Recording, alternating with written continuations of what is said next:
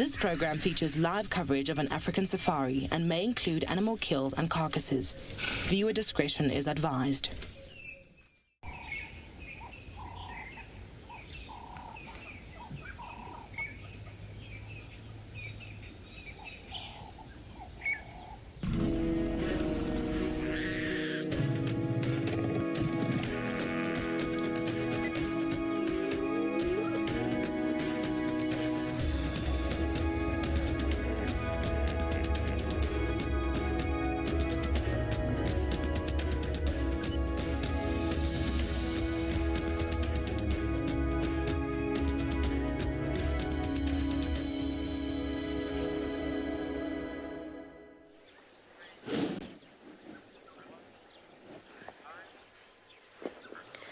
Good morning everybody, and welcome to a lovely, cool and misty Djuma Private Game Reserve in the Sabi Sands here in South Africa.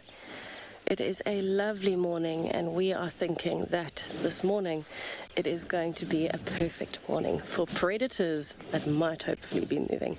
My name is Tess. I'm going to be your guide on safari here this morning. Behind the camera is Eckhart, and of course BK is accompanying us this morning. And perfect surprise to start my morning, Dark Mane is lying in the long grass up on quarantine, and he is having a wonderful cat nap this morning. So we found his tracks coming onto quarantine. We were busy tracking him, lost his tracks, and as we were about to get out and have a look, I noticed him right next to the vehicle on the other side of the tracks. So he gave us a bit of a first light doozy this morning. But he is looking so relaxed. You can see he's stretching his head out. He's showing a bit of his teeth. He's so relaxed. And believe it or not, his stomach still looks like it has some food in it. So he's looking... Oh, you heard me say that. He's looking pretty good this morning. Look at that gorgeous mane. Maybe that's what my hair looks like today. Little fuzzy on the edges. So it's a nice and cool morning. We are expecting it to get very hot again today with the mist in the mornings. That's how we know there's going to be an absolutely cooker of a day. An absolute cooker of a day. It's going to be really hot. But we would love to hear from you this morning. If you have any questions or comments, please send them in. Nadia, you beat everyone else to the chase this morning. He is classic Dark Mane, sleeping nicely. Although he at least moved his leg and his paw, so we're getting there. Still nice and cool. But yes, you can find us at #WildEarth on Twitter. If you're under the age of 18, pop us an email on kidsquestions@wildearth.tv, or you can register on the WildEarth website. Head over to the channel page and submit your questions there. Myself, Rowan, Rexon and JP are looking forward to hearing from you this morning.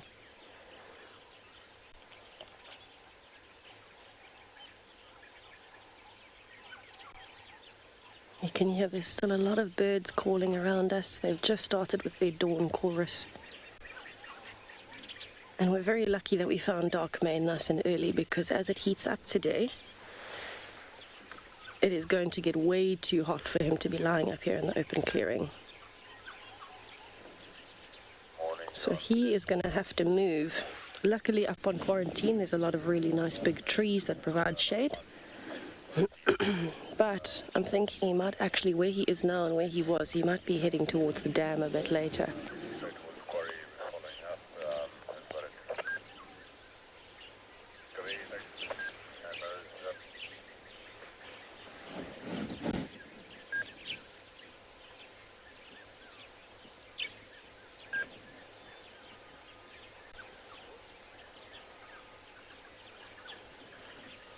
So we are going to be spending quite a bit of time with Dark Mane this morning. Hopefully we'll catch some movement.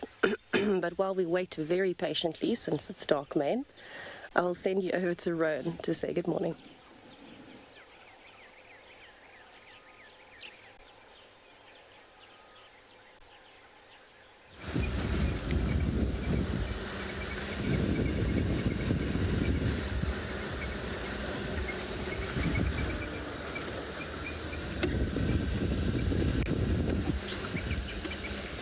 Morning, everyone. Sorry, didn't get the comms there. We are now on Sandy Patch. I'm actually having a look around, see if we can find Zutini again. Rexon said that she was rather close to Impalas yesterday afternoon or yesterday evening.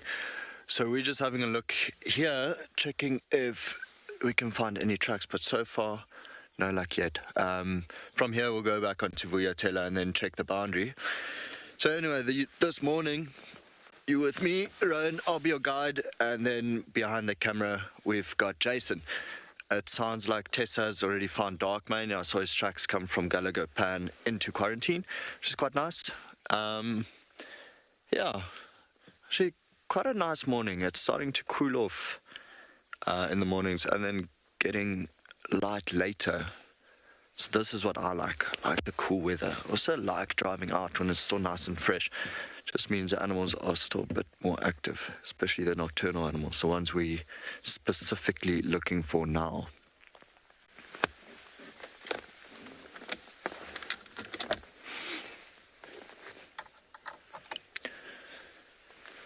So we'll check a little bit further down Sandy Patch and then turn around, go back to Vuyatela access.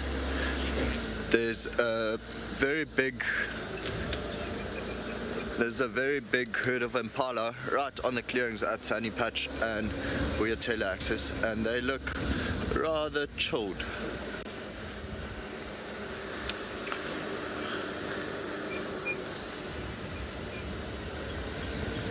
So I'm not checking too far down this road.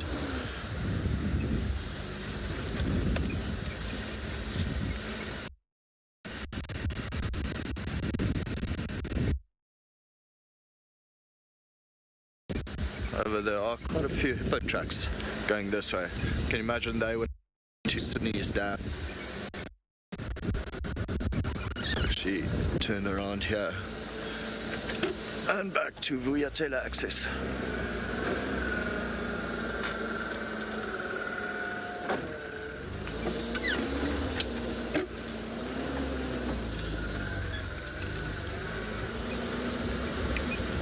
Only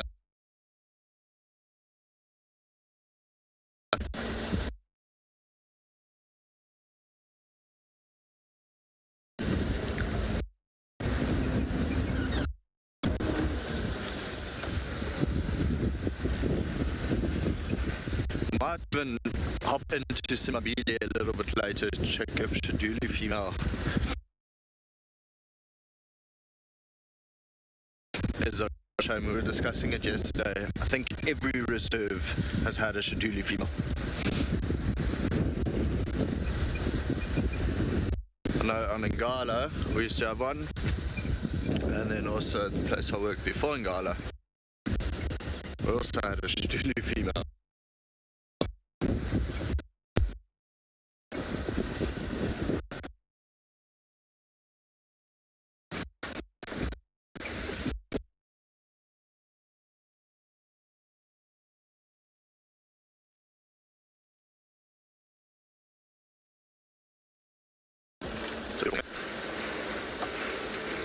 Looks a little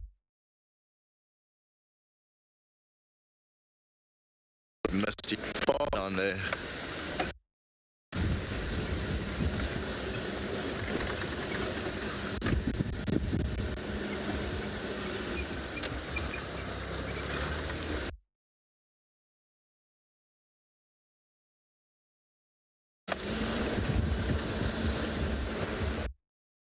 Yeah, so these are talking about, and all of them look very relaxed. I don't think there's been one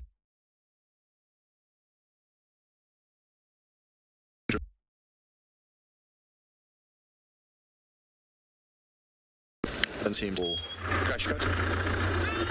Good morning and welcome to Eco Training Pridelands. We're just located on Lagafer, the Lioness, which often operates on her own. I can just hear right here through the vegetation. And what gave away her position this morning was a number of vervet monkeys, guinea fowls, as well as hyenas, which are creating a big disturbance over here. She's moving through the grasses for as long as possible. is heading on one of our boundary lines and into an area where we sometimes do signals. Try our best to keep up with her. This time, this Lagafur was actually lost another, which was part of an Ngati Pride, almost 2 years ago now, and she's actually miraculously been able to survive on her own. Fells, the Franklins, everything given away her position. She's now starting to move off because there's literally no element of surprise, and you can see how the Hadidas are actually following her as she is moving through the area. She's not directly in front of her. Young sub-adult Lioness has been able to survive for such a long period of time on her own.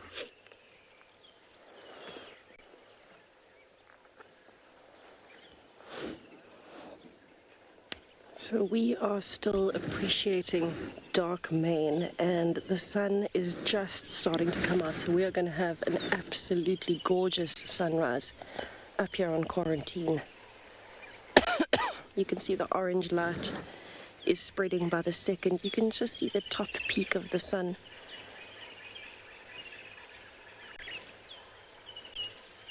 And it's just going to be gorgeous as this golden light filters through onto the grass, onto dark mane's mane. So while we're watching the sun rising, since you can see it in real time, let's just have a listen to everything around us and appreciate the light as it's coming through.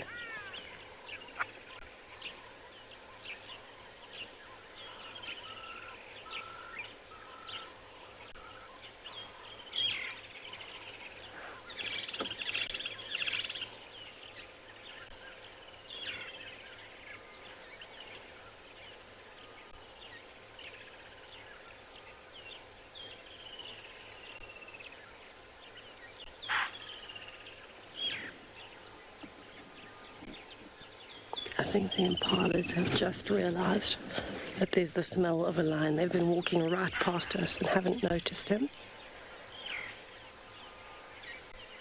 And all of a sudden there's a bachelor herd on the other side of Quarantine that started around calling. Wow. Have a listen to that.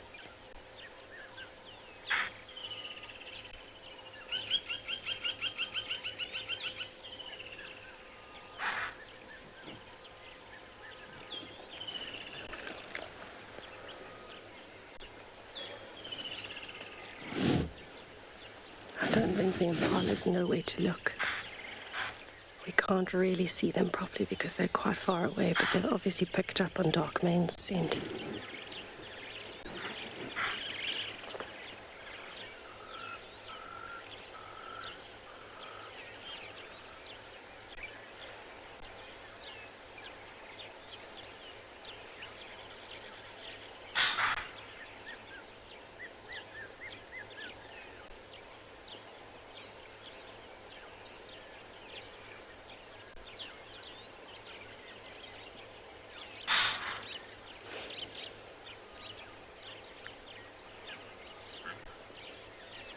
Now the wildebeest are joining in.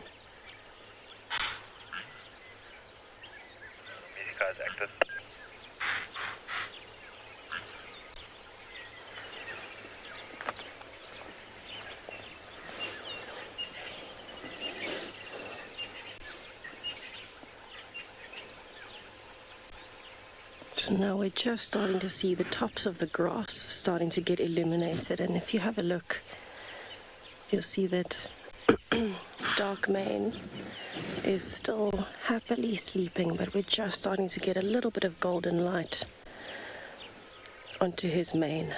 So we're going to sit here with him and just listen as these impalas are trying to figure out where the lion is this morning.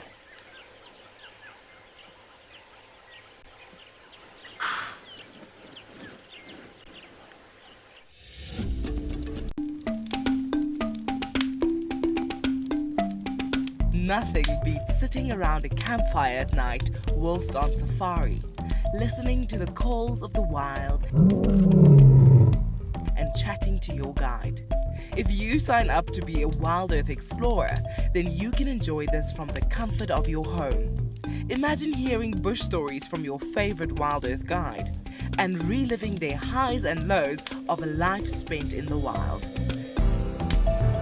Every month, WildEarth explorers will be treated to an exclusive fireside chat, special occasions, hot topics, and deep dives into the WildEarth characters. Everything else is just welling up inside of you out in nature. You know, some people think I'm weird, but I have an absolute joy. I have a good time. Now, I enjoyed myself thoroughly today. WildEarth explorers, it's in your nature. It has been a wonderful privilege to identify one of our key characters here at Penguin Beach, Pepper, with a very, very distinct facial patterning, as the name would suggest, very peppered and speckled belly. I'm really looking forward to seeing what this penguin does over the next few days and months. Because of those unique markings, it's going to be really, really cool to watch it as it moves around the penguin colony here at Stony Point. There we go, look. All three in one frame. Look at that, isn't that cool? Oh, that is so special. That is exactly what we had been hoping for, is all three of them to come together and make the perfect little family portrait.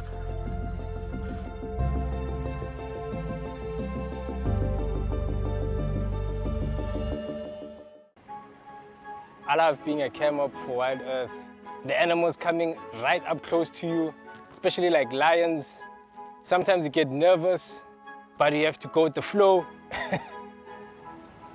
My favorite animal to film is the elephant because of how big it is. But when it's really up close to you, it's one animal that you would say, I really respect you.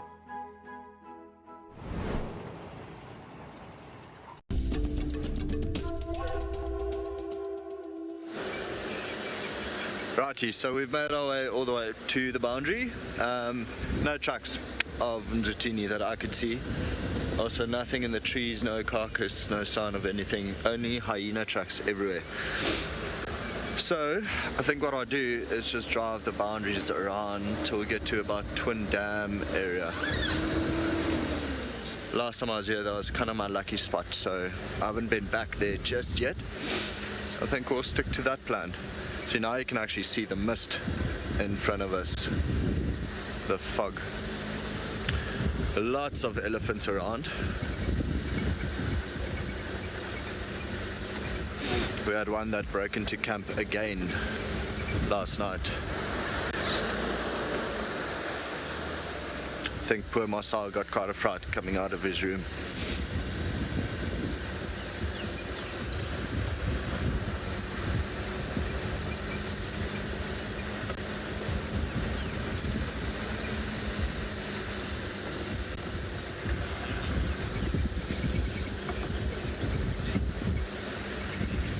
Athena asking what am I hoping to see. Athena, I'm not really too bothered. Anything really, anything we can find would be a pleasure. So I'm just reversing. I think it might just be yeah, it is a termite mound. So now with the grass being so long, there are a lot of animal looking things. Especially if you just see the top of a termite mound, it always looks like a head. Yeah, Athena, I don't really mind what I see, to be honest. Anything would be a welcome surprise at this stage.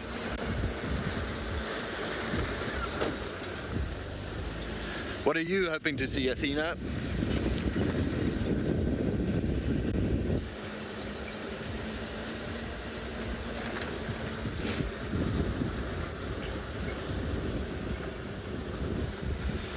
I might even just pop into Chitwa as well. Explore all three properties in one game drive.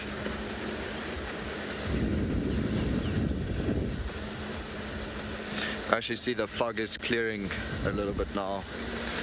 So we dip down, a little bit foggy, and then when it rises,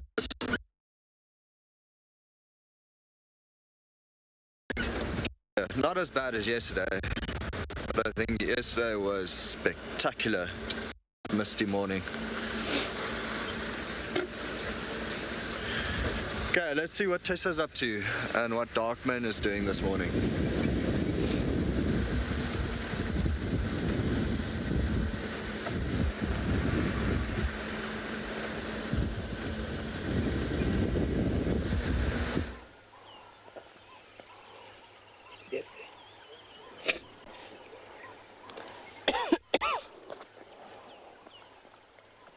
Darkman has just decided to roll over, and I was hoping he was going to pause. He was on his back for a few seconds, but gravity took hold of him and his stomach pulled him over, unfortunately. But he is looking nice and relaxed. We're about to get the golden light coming through over him. But it's actually quite unusual. We've got the golden light around him on the grass, and of course the sunrise is getting brighter and brighter, but now we can see the impalas. They're actually coming closer. Got one just up to the front left of him, and then the rest of the herd still coming in on the right, moving through the golden light. And they're the ones that were alarm calling. Goodness gracious, boy, you have got gas this morning. You could hear that one, but we could smell them before we could hear them. But yes, the impalas are actually starting to come closer. So they were alarm calling. They must have picked up on his scent, maybe in a light breeze swirl or something. But they can't seem to figure out where he is, so they're coming closer slowly. I don't think he would actually go for any of them this morning. He looks very lazy. Also, he's got pretty much no cover where he is if they come closer.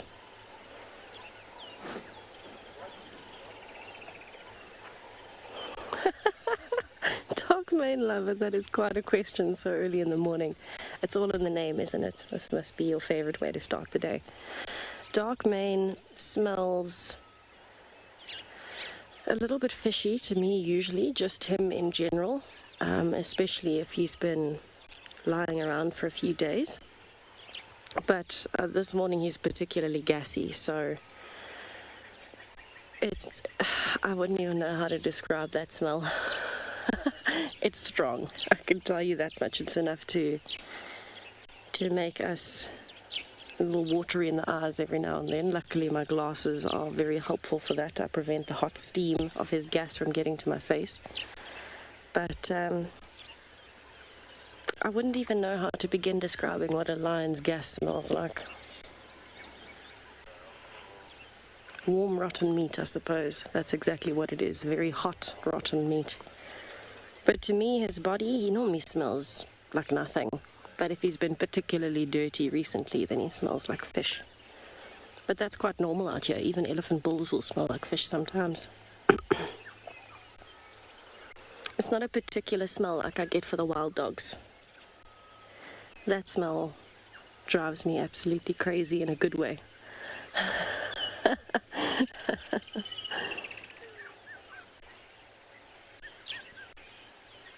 He's actually got a very big tick on the back of his ear. Can you see that, Eckhart? It's a massive tick there. You can see it's a soft-bodied tick. It's not a hard-bodied tick. And it is full right on the back of his ear. So this is normally what the other lions would be able to get off of him if he was spending a lot of time with them. They would actually bite a tick like that off.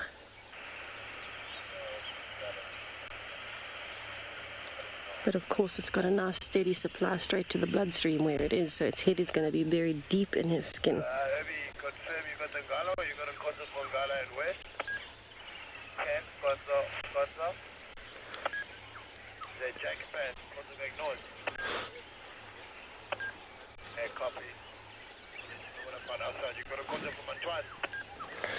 Sally, he might know if he can hear them vocalizing or something like that, but from where we are to where the Torchwood females were yesterday is quite far. It's a good few kilometers away, and so I wouldn't think he would be aware that they were in the property at all unless he walks past there and of course picks up their scent. But at the moment, remember, Darkman is in a bit of a vulnerable position. He's got the Impala male pushing from the north. He's got his brothers in the south, and they've been moving the whole of the property right the way up to Buffels Hook where the Impala male is. And so he's done ridiculously well to hold this territory on his own with the Talamatis, a lone male versus quite a few that are stronger. And he's been really strong the whole time, and he's still here. So he is, you know, he's definitely the kind of lion that you want to have a lot of respect for him, because he deserves it. He absolutely deserves it. But he is going to be limiting his movements because of that at the moment, because he's not with the pride and there are other males around. He's going to limit his movements. He's not going to vocalize as much, and he's not going to be going to check on the other lions or lionesses that might be in his territory, especially now that the Talamatis are pushing further west and the Nkuhumas are pushing north. I'm sure he knows that he can smell the Nkuhumas all around the property. He knows that the Talamatis have not come back, and so to him that means as much as he's holding this territory, it might be more worthwhile trying to follow the Talamatis, because the other evokers are going to be pushing into Djuma with the Nkuhumas. So his territory is going to be getting smaller, or it's going to feel like it's getting smaller at the moment from all the different scents around him.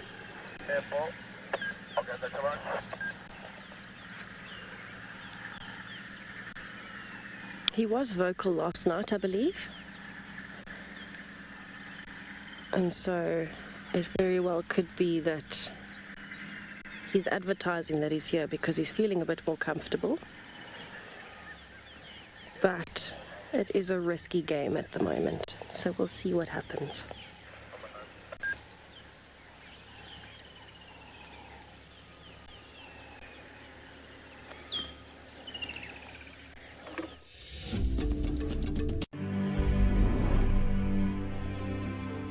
Good morning and welcome to And Beyond Ngala.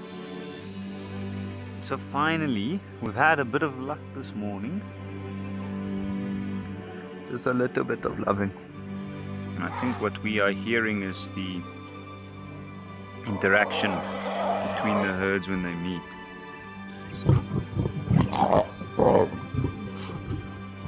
Look how submissive that little one's being.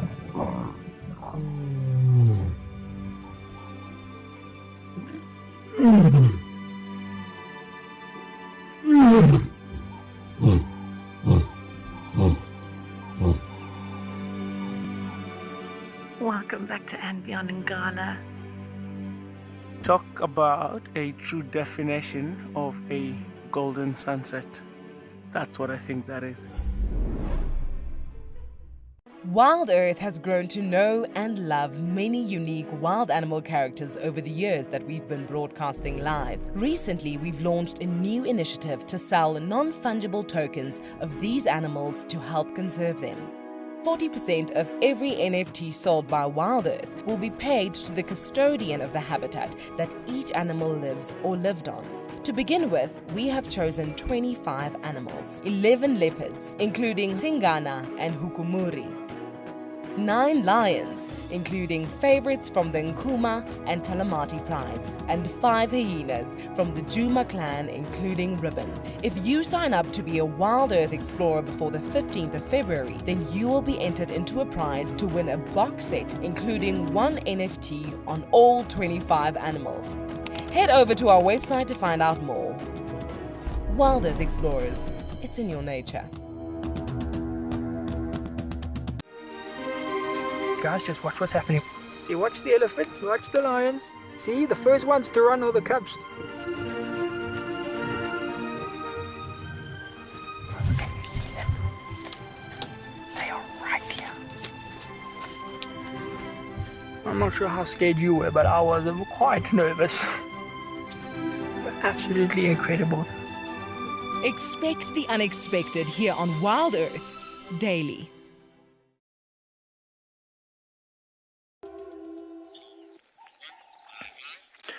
We had a small breeding herd of elephants just cross in front of us now, well, in a different property. You can still see them slightly from where I'm sitting. I can still see the tails swishing. It's a bit tougher for Jason to film, but yeah, I mean, ears flapping, and you can also just hear them breaking branches every now and then, but there are also a lot of marula fruits around. So there's one actually underneath a marula tree, busy feeding on those, and then the two others that we were just on, I'm not sure what they're feeding on. Very dense vegetation.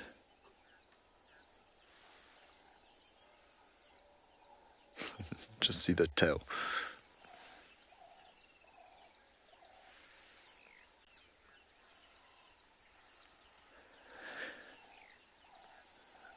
So yeah, we saw 3 of them crossing, but I think there is a 4th. There might even be more. It's tough to tell. I'm going to try go a little bit forward, see if we can get a better gap on the one there. Does that work for you?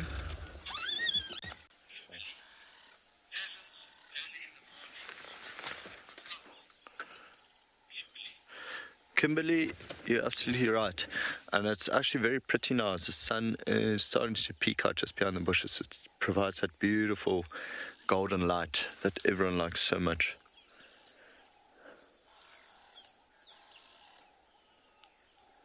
Luckily they are just busy all day long, so really quite fun to spend time with elephants.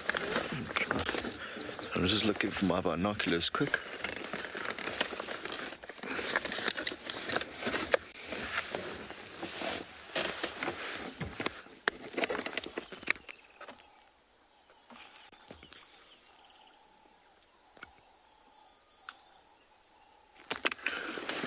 Nothing behind us. There's a vehicle coming from the front. I actually get to ask them what they've seen so far,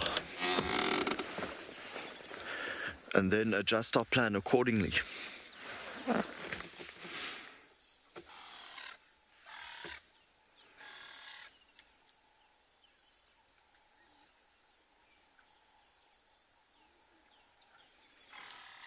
It's amazing how still and how quiet they can be if they want to. I think every now and then you'll just hear branches breaking. And the one we focused on, she's definitely chewing on something.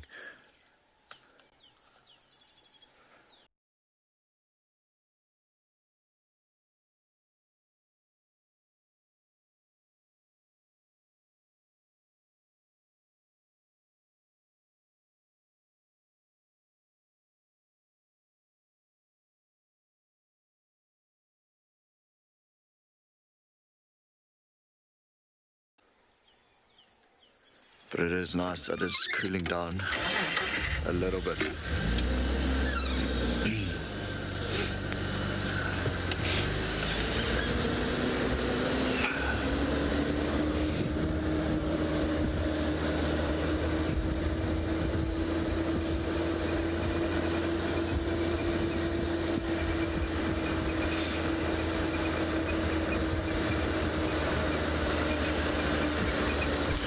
Morning, how's it?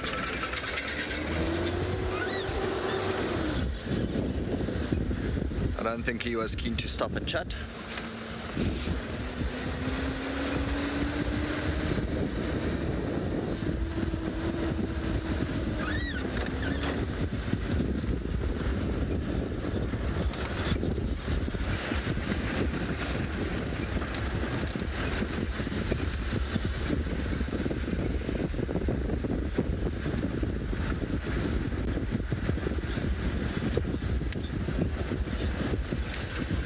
I will not forget to force Jason to try a marula fruit. We're just trying to look for the more yellow ones. I don't want to make him sick the first time around and give him a green one. Do you like amarula?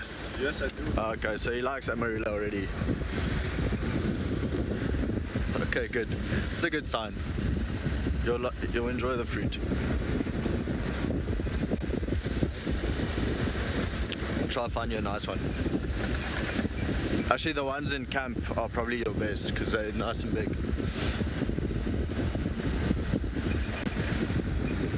I was watching a troop of baboons the other day, and they came into camp for the marulas, and this male was literally just stuffing his mouth. I think he walked away and his jaw was like this. or his mouth full.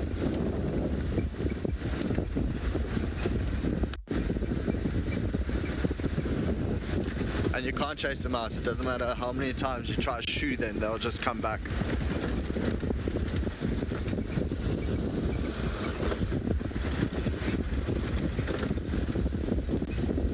Alrighty, I think let's send you over to JP, see what he's up to.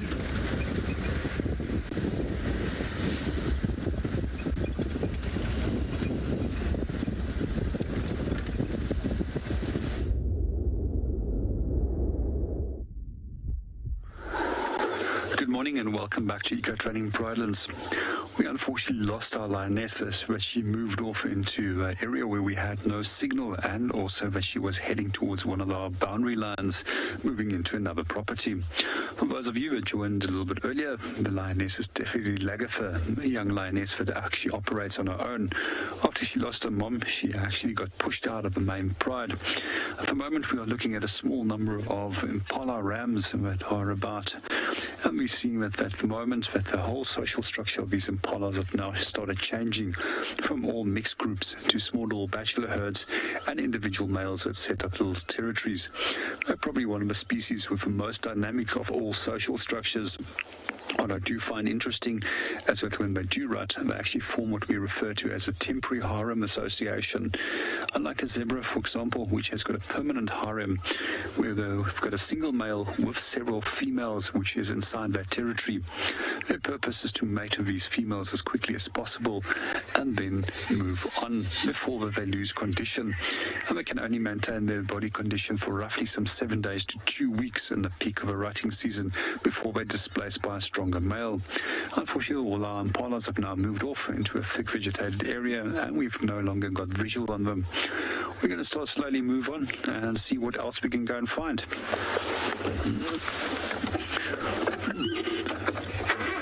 It's amazing how quickly you can turn your head and how quickly things can change. On the next moment, there's some zebras that just popped out.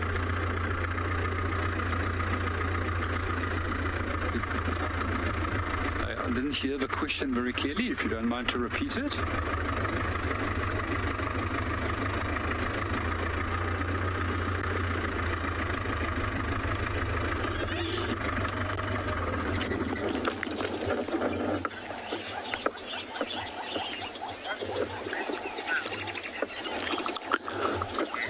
Good morning, Gracie, and welcome to the show. The best smell in the bush, oh, there's plenty, but definitely the smell of another cup of coffee. That's always one of the best smells for me when we host a coffee stop in the morning.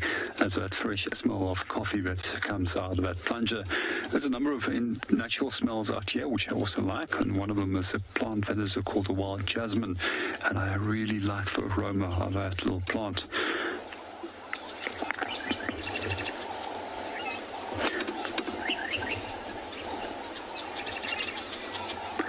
And then also the aroma of wild basil plant is also for me another aroma that I really, really like.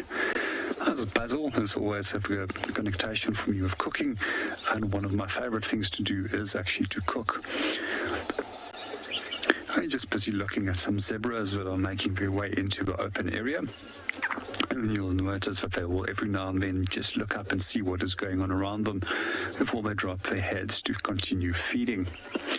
So we just mentioned a little bit earlier that they actually form permanent harems when it comes to male and female groups, but they also form bachelor herds as well. Good morning, Nadia. Yes, I just love zebras, and I just love that black and white stripes that they have. And it's also for me amazing to look at them because each of those zebras have got their own unique pattern. And what we find is that if researchers can use them for identifying individuals within a group, it's also very likely that zebras use the individual pattern to identify one another. And one of the things that researchers have actually found is that when it comes to giving birth to young, females deliberately actually go out of a group so that that young little zebra can imprint on her pattern as well as the scent of her coat before she takes him back into the group. Otherwise, that young little animal will be totally confused if it is born within the group. And that often happens in captivity if you don't separate the female that's going to give birth from the rest of the group.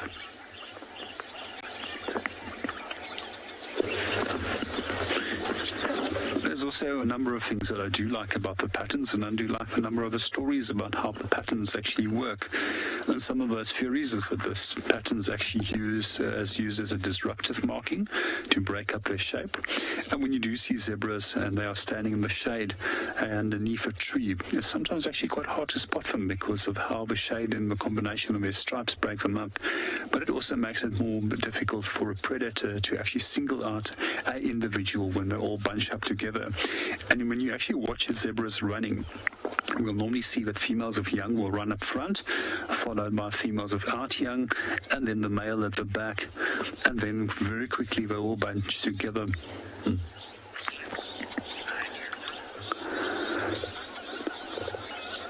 Good morning and welcome to the show. I couldn't hear the name very clearly of the viewer, but I do know that he's 9 years old and I love answering kids' questions. And he's asked us if they are related to horses. Yes, zebras are related to horses. And you know what is also more amazing is that we see that they've got an odd number of toes. And the fact that they have odd number of toes, Brooklyn, is actually one of the characteristics which they share with rhinos, which is actually their closest relative, other than obviously being a horse family member.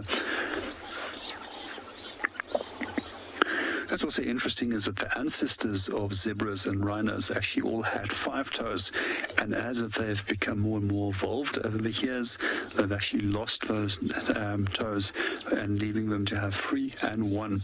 We also find that the ancestors of the modern zebras and horses were actually so big that they actually stood at 5.5 meters tall and weighed in approximately some 22,000 kilograms, making them one of the largest mammals to ever roam the planet.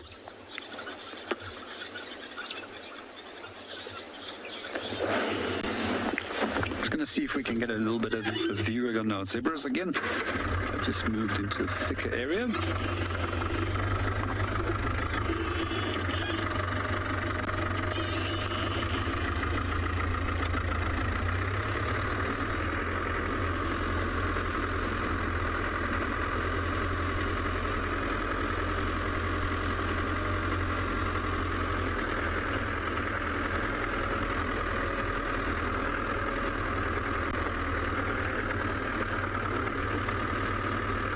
Other than just using their stripes to protect themselves against predators by blending into the environment and to bunch up, we also find that they can use their feet very effectively as weapons against predators.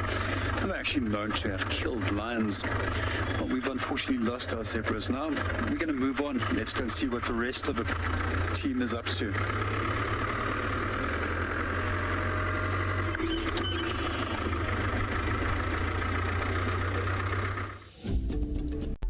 At WildEarth, our explorers are treated to a weekly newsletter, bursting with fascinating features and never-seen-before snippets. Recently, we have added some brand new sections which we think you will love. Find out what happens behind the scenes with our crew when they are not live on WildEarth.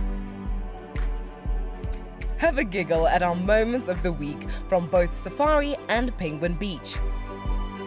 And Ranger Steph answers your questions with fascinating and in-depth explanations as to the whys and hows of nature.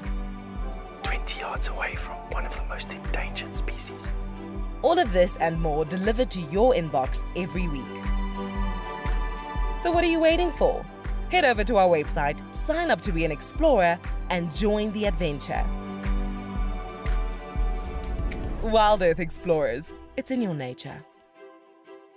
Wildlife trafficking remains a growing problem in South Africa, and often made worse by the way the media portray this complex issue. WESA, the Wildlife and Environment Society of South Africa, in partnership with WWF South Africa and supported by USAID, have recently embarked on a program whereby they train reporters to better tell stories of wildlife trafficking. In my community, wildlife conservation is mostly something other people do, and I would like to change that. My name is Iman Singli. I told people I met that the pangolin is one of the most trafficked animals on the planet. But what is a pangolin, they said? Why is it in danger? This is what made me decide that the pangolin story must be told. If we are to play a part in preventing the extinction of this animal, then we must all be part of the battle. A partnership between WWF South Africa and WESA, supported by USAID. Guys, have a look at what we've got. This is better than my birthday. Look at that. This is the first time that I ever see cubs this small. This is so special. This has officially just become my best sighting of all times. Tune into WildEarth every single day. It's in your nature.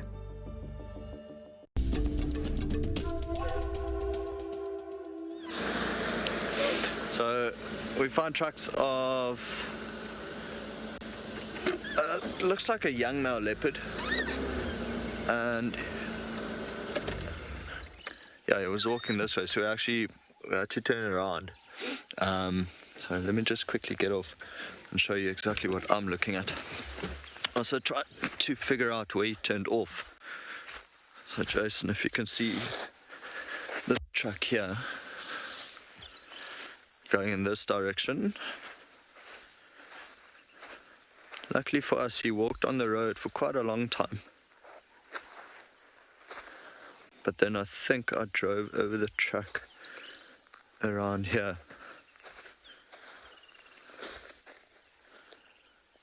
Still going. There's also tracks of a lioness on this side heading across, but I can't see where she crossed this little middleman. And this is where I lose the track. So now what we might actually do is drive into Djuma, hope for the best, see if they crossed onto either Balanitis or Zoe's Road. Although often what leopards would do is they'll just venture quickly into the bush here, sniff something, there's a lion track there, and then come back onto the road, because it looks like his general direction was going west. That's why we had to turn around and we'll go west again. Up and down, up and down, up and down.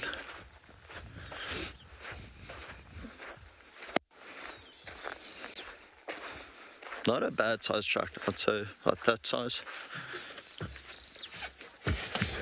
No idea which male it would be, but let's give it a go.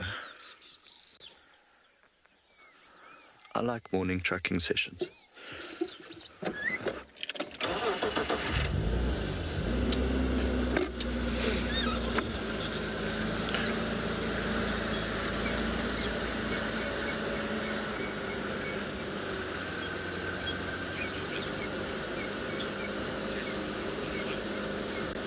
Okay, so it seems like Tessa's bumbling around. I think we'll send you across there and I'll spend some time trying to figure out where this male went.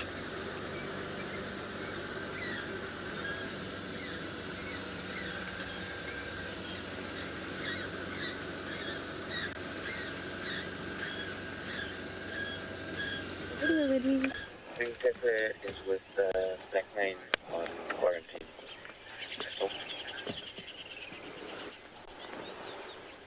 All right, so we have got Dark Mane walking past us at the moment. He has just noticed something, and so we are really happy because with the heat picking up, he is going to be moving. Excuse me.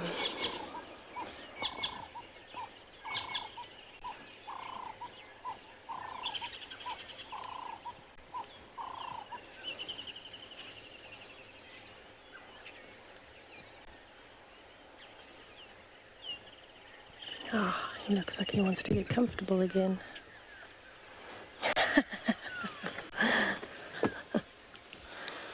Threw us a curveball there. Threw us a curveball. Alright, let's reposition now that he's scratching the grass. Very lucky we got to see him moving. Absolutely brilliant in this light.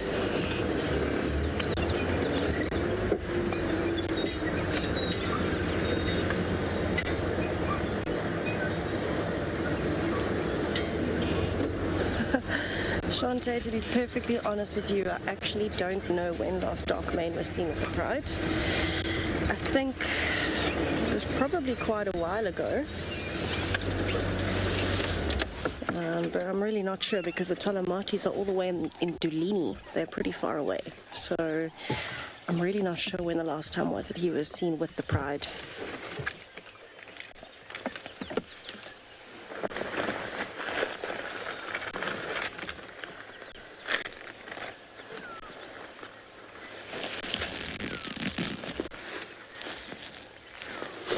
Sorry everybody, my allergies seem to be kicking me today. As soon as it dries up and the grass seeds start coming out again. Oh, now he is flat again.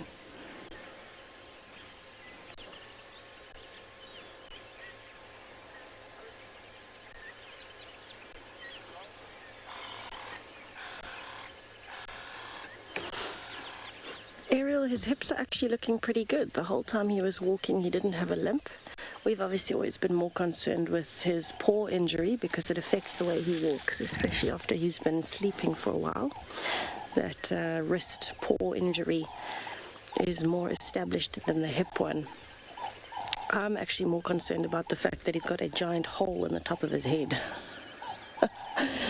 So as he was walking, we could see that there is a bit of a wound. It looks like a bite mark into the top of his head, just on the kind of line of his mane, on our right-hand side, his left-hand side. But it looks like it's healing, so it's probably been there for a while. But no, he's looking pretty healthy. He's got a belly that's still got some meat in it. He's not limping, and he's moving just fine. So considering how bad we have seen him in the last 2 months, he is looking probably the best I've seen him, in fact. Possibly ever, for the best that I've seen him anyway, because I only started coming here in September, and he was looking a bit like a walking skeleton at some points, but now he's looking pretty good. He's building up some muscle. He's walking like he's got no injuries at all. And he's holding the territory on his own. I mean, that says enough. He's doing well. As much as he is getting older, technically 9 years old for a lion is past his prime, he's doing incredibly well to stay and hold this territory. Especially since the Talamatis have moved. You might find they'll come back in the next while, we don't really know.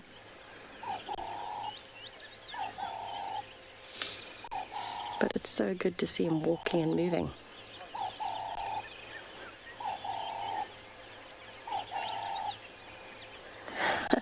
Sandy, he's certainly spoiling us for Saturday. He's given us a great start to the morning. We had so many plans and they all went out the window when we found dark mane, of course. Our plans are very fluid out here, and dark mane is an excellent reason to change those plans. So you can just see the top blonde part of his mane is now glowing and a bit of light that's coming through. So he's going to have to keep moving the entire day. As it gets hot and the sun changes position, he's just going to be following the shade. You might find he might still be here by tonight, and then he might move again. Now, interestingly enough, we heard that there were tracks of a leopard coming up onto quarantine as well, and then crossing down towards the lodge or the dam area. Very interesting, because I'm sure dark mane's been here for a few hours, you know. He looked like he'd been sleeping in that previous position for a while. The grass was nice and flattened. So he probably moved here, because I know he was on Vuyotela access last night. He probably moved here sometime during the early hours of the morning. Interesting that a leopard would have come up as well. Although, I mean, he did have impalas right next to him just now, and they didn't seem to be phased. We even had an elephant walk by. One young bull, the same one we had being cheeky yesterday, came past and disappeared. We are going to stick around with him for a little bit longer to see what he does, if he does move again. And we'll send you over to JP on Bushwalk in the meantime.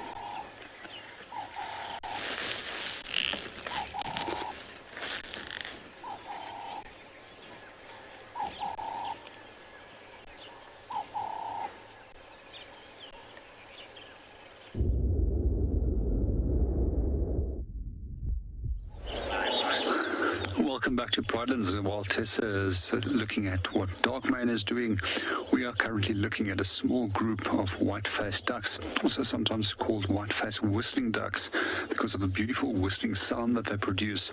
I'm going to try and imitate it. It sounds something like this. I don't want to do it too long, otherwise we might upset them. We generally battle to actually keep them on two segments, as they tend to fly away when we do come to them. So obviously you can see why they're called a white-faced duck, as they've got these beautiful white faces.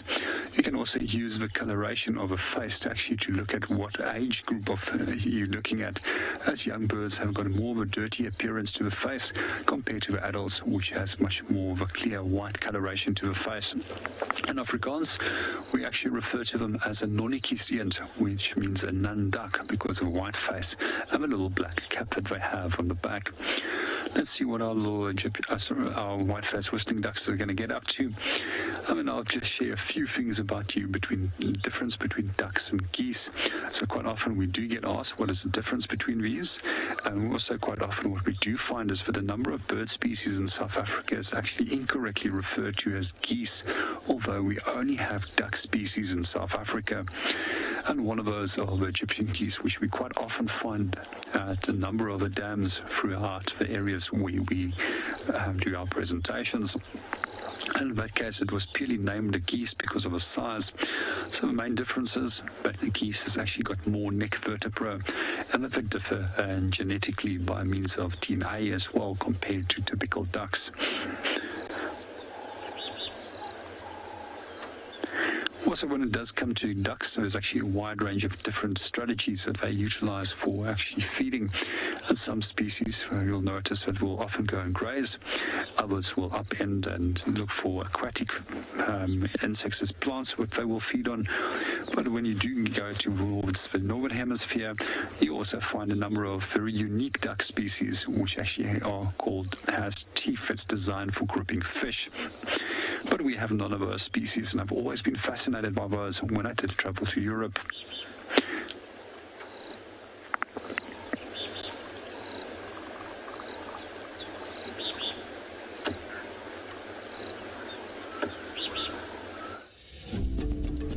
It is true that most NFTs are on the Ethereum blockchain, and vast amounts of computers are using massive amounts of energy to keep Ethereum running. By minting our NFTs on Polygon, it allows us to use the least possible amount of energy while still creating real incentives for our custodians to conserve the environments and habitats of these animals. Conservation really is conserving habitat. It needs to be saved in its context, and this context is the landscape it lived in. How important are the surrounding communities to conserve in Djuma? Crucial. Conservation doesn't happen in a vacuum. If surrounding communities do not see the value, how could you expect them to buy into the idea of conserving? To have NFTs generate ongoing income is just remarkable. 40% of the first sale and 8% of every resale is routed back to the habitat custodian. Once 40% of that sale lands in the bank, it's very real.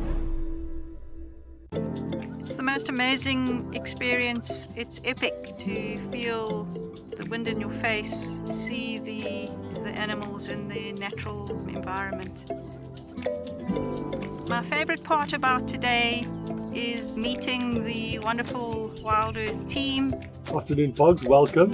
Hi, Jonty. Lovely to meet you. Please jump into Wendy. Cool, thank you.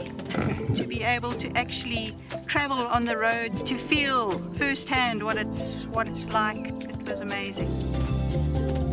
My mud wallow today was something totally different and beyond my wildest dreams. The reason I got a ticket to Dream was courtesy of my mum, that being my special birthday, 60th birthday, and how much WildEarth has meant to me during quite a hard last year. It's just been the most amazing gift. This warthog is in big trouble. He's got elephants all around. What are you gonna do there, big guy? What are you gonna do? Oh, he's pretty brave though. Oh man, he's not even moving. Look, that elephant is trying his best, but that warthog ain't budging. That's madness. That's so funny. And we have a winner. the warthog wins the standoff. Expect the unexpected here on WildEarth daily.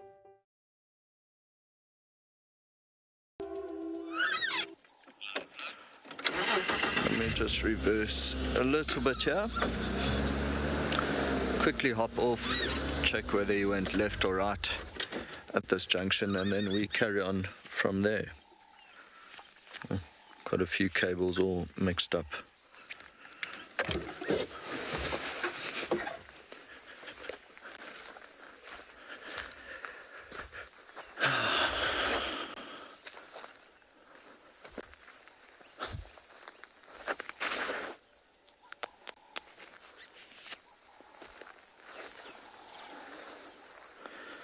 So the reason I do it with my foot mark the last track that I see, because if you don't see any tracks further on in the road, then it's easy to just go back to the last one and choose a different direction.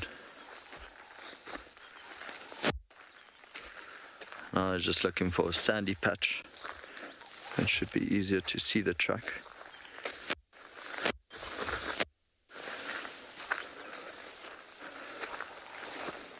But it doesn't seem like he came this way, which means he would have gone that way. Hopefully not back to the boundary.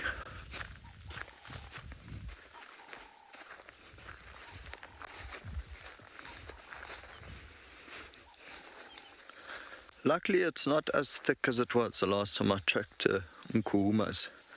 That was actually quite a scary day for me. Fun though, nice finding them.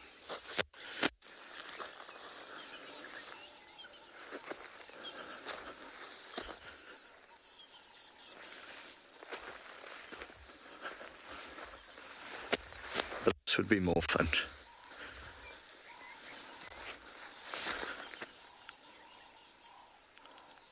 Leopards never make it easy. That's why it's my favorite animal, I think. More secretive, more elusive. And because it's only one individual, it makes it a little bit tough to track.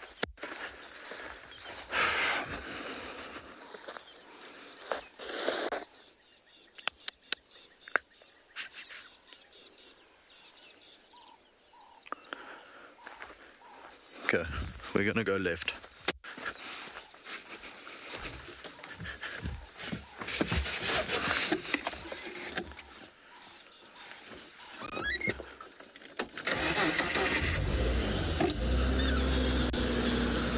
It doesn't look like he was stalking anything either, because then what would start happening is they register when they walk, because they would try to walk as softly as possible. So what they would actually do is put their back foot right onto the front foot. Here we go.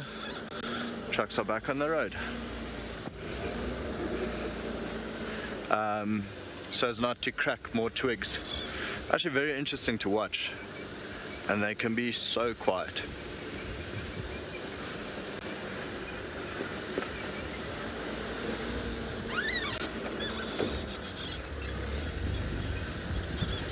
So in this area I'll just presume that he's stuck to the road instead of going into thick grass. We'll just drive slowly and have a proper look around.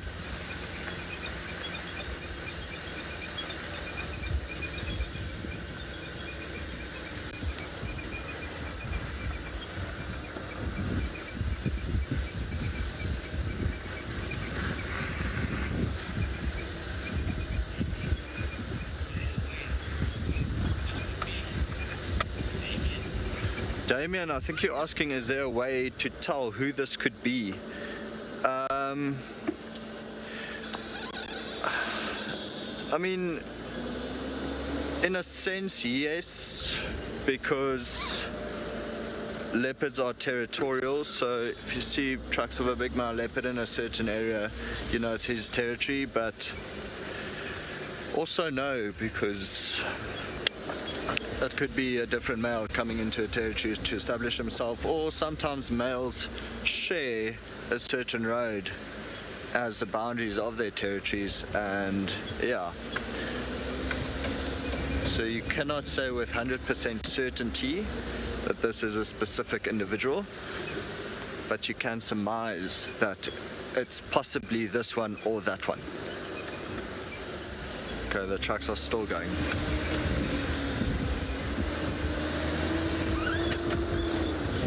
I just hope I don't track it all the way back to the boundary and then out.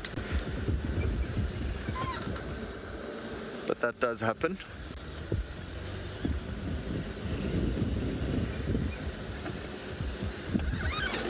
See, so here it's nice soft sand. Unless he's walking on this tire track instead of the one on my right. And he's walking on this tire track.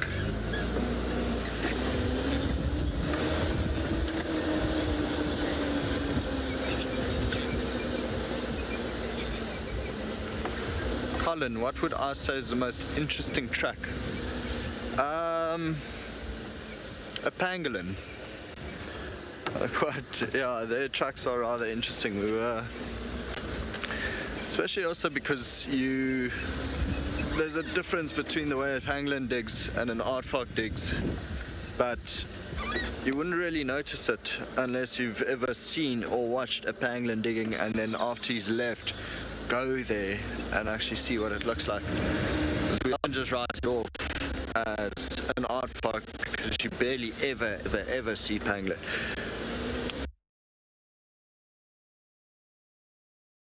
But I guess you barely ever see aardvark. You just find their tracks every now and then. Same thing with porcupines. Okay, so this leopard is still walking on this side.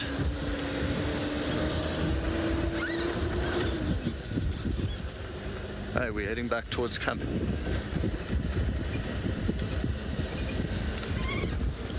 There's a lot of veering off and we are still on the right track.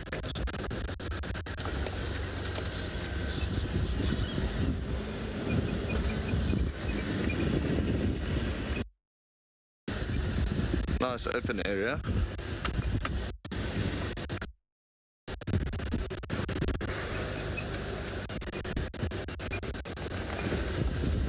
Just be perfect if it was in a tree. You just see the tail hanging down.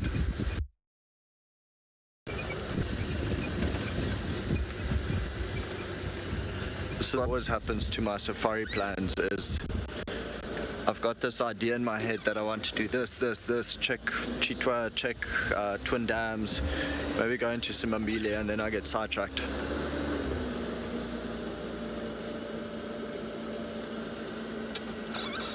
Okay, now I can't see the track anymore.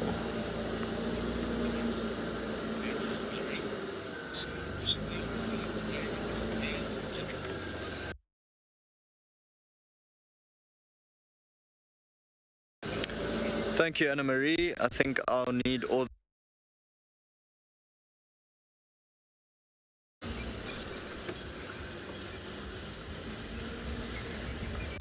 But thanks to Anna Marie, I appreciate it. I also find him. Saying that though, it's exhausting because you tend to just focus on one thing then, and it makes it a little bit tired. I'll just park off here for a little while. See if we can find this track again. Or just sit and listen. And there's been no alarm calls, there's been no impalas barking or any other sign that this leopard is still in the area. The tracks do look like from early this morning. Quite a few elephant tracks on top of it. Oh, but it's turning out to be a gorgeous day.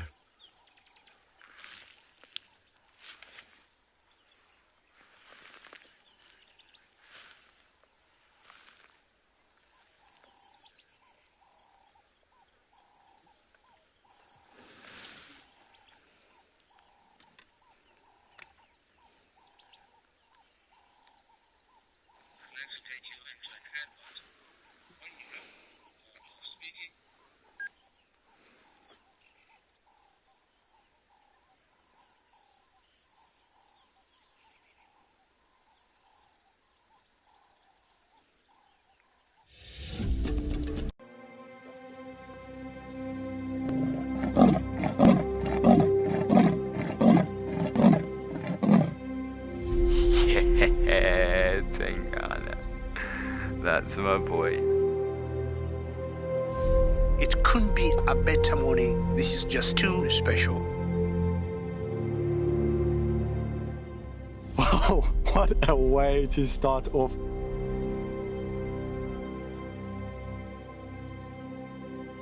Bright colours, and it attracts the insect to the flower, which is exactly what we're watching right now. This is so exciting.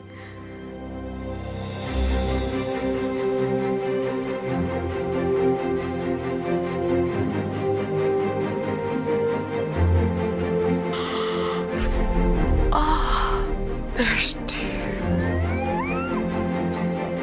Hello, Mama. It's all good. Hi. Hi.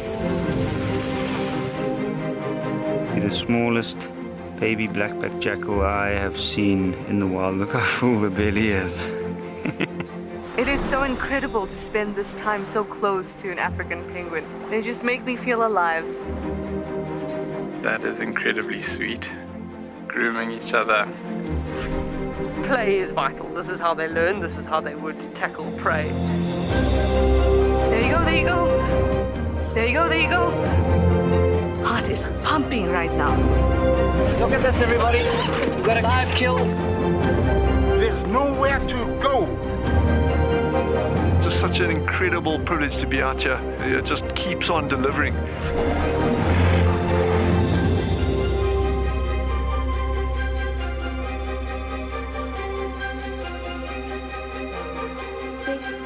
Five, 4, 3, 2, 1. Live.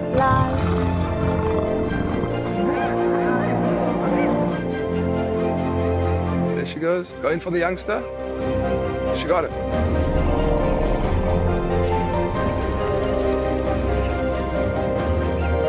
That's what I'm talking about. Look at that. It is insanely good footage.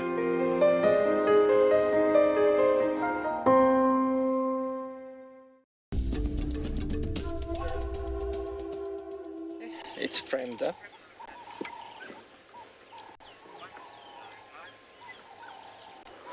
So our lovely dark mane is still napping like an absolute king. And it's well deserved, I can tell you that much. For a big boy of 9 years old, he's done a lot to get to where he is. I know a lot of viewers have been asking how he's been doing and what his condition is, and I can tell you he is looking better than I have seen him in a while. So, no need to panic, everybody. But you can see in the background we've got a young elephant bull currently feeding on some marula fruits. Surprise, surprise. Shocker for the day. An elephant and marula fruits. And just a really cool shot with 2 of the big 5. Unusual. Now we had the same bull, I think it was the same bull, and he walked past dark mane in the mist earlier, but he was so quick. And I'm very glad that he has come back.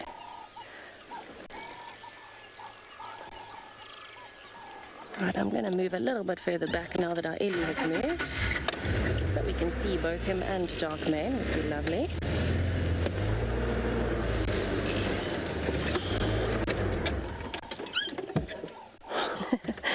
Dark mane is very well camouflaged. He's right next to the road, but you actually wouldn't tell that he's there if you were driving past and not concentrating. The same way we found him this morning, by parking right next to him. In fact, he was on Eckhart's side. That's why Eckhart is laughing. He was right next to Eckhart. Oh, this is beautiful. The light on that elephant this morning is stunning.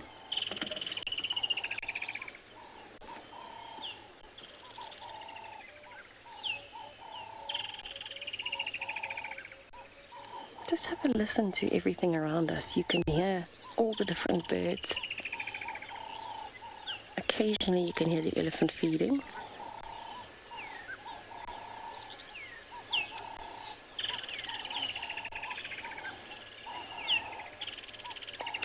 Phoebe, I don't think...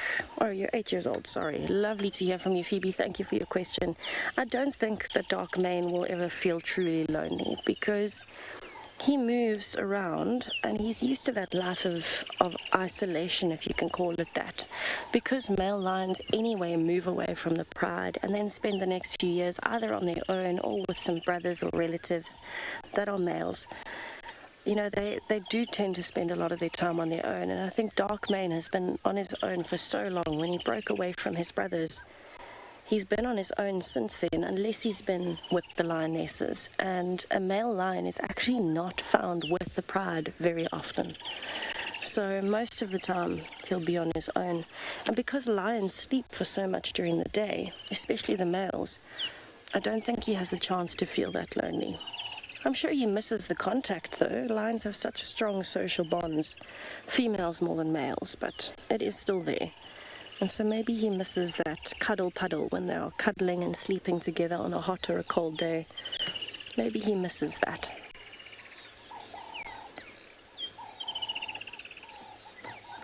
But he is very successful on his own. I'm wondering where he got food, if he managed to kill something the other day or if he stole something. Either way, he is looking pretty good.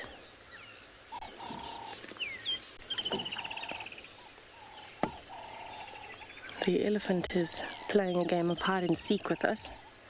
Keeps hiding himself behind the bushes while he's feeding, but that's okay. He's going to be moving around, feeding on those marillas the whole time that we're here.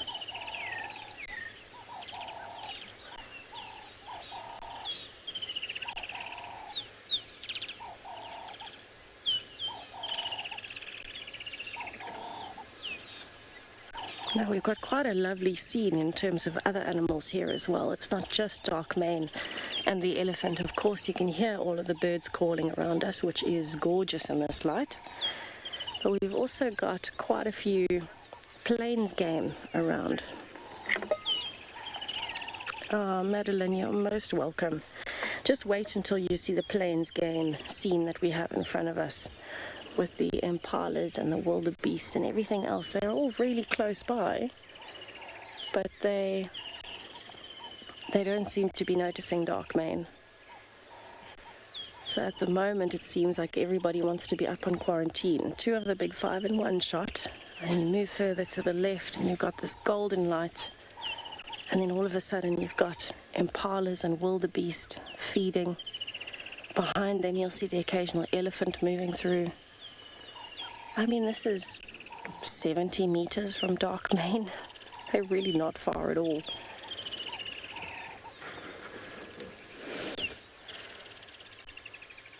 They're actually moving slightly closer while they're feeding. Now, these are the same impalas and wildebeest that we could hear alarm calling earlier, but they seem to have forgotten all about that by now.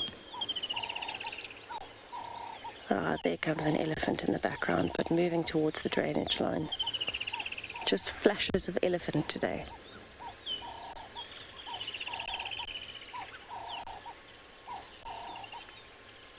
And what you can see very clearly is the stripes on the sides of the wildebeest and of course the impala standing up on the termite mound. Right at the top. It just seems to be enjoying that extra access to some leaves on the top of the termite mound.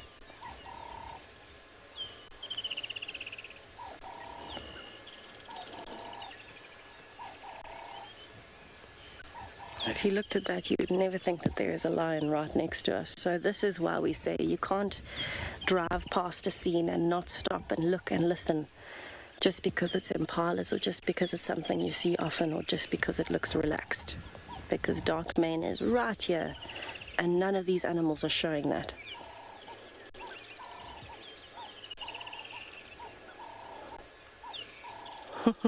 Felicity, I don't know when Darkmane is ever in a mood to hunt, to be honest. I think he's getting a little old for that. Not that he can't, he just knows there's better options. It's better for him to steal something from a leopard or maybe a hyena, or wait for the lionesses as well. But, I mean, there's so much food around and he's not even interested in the fact that there's animals moving close to him. I don't think he's even noticed that the elephant is behind him, to be honest with you. But it is quite a gorgeous scene.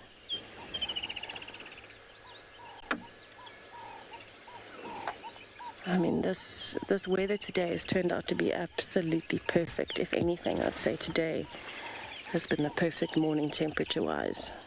And for Dark Mane, I think he's agreeing. Have a look at how comfortable he is still. He's covered in flies, but that he's used to. That's any summer's day and even some winter's days.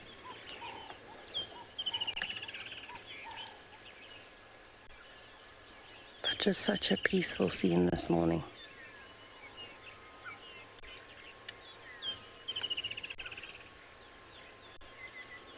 I'd love to see him rolling over and yawning a bit.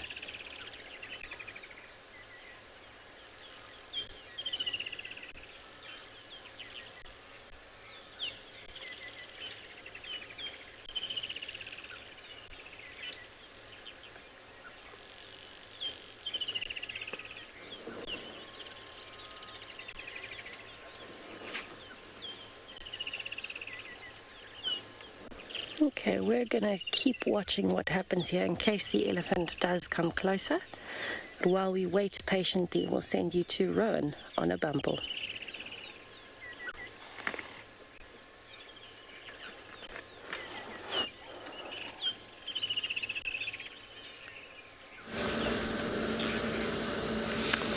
This is a very slow going tracking session. Every single junction of a road or big game path, you almost have to stop, get out, make sure, okay, he's going this way or that way, and then carry on. But the good news is we do still have his tracks, and he's still going in this direction. It's just now, irritatingly, he's mostly walking on this side. Yep. It'd be easier if he was on the right hand side and I just lean out of the vehicle to watch where his tracks go. And then of course I can't be looking down the entire time because we are searching for this leopard and he might just be sleeping in the grass in a shady spot somewhere here. That would be ideal.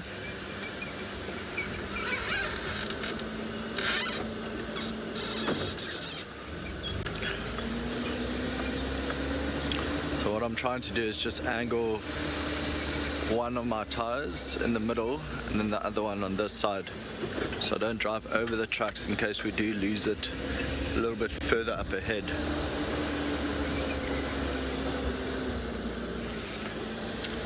But he seems like he was on a mission, had a long far walk this morning.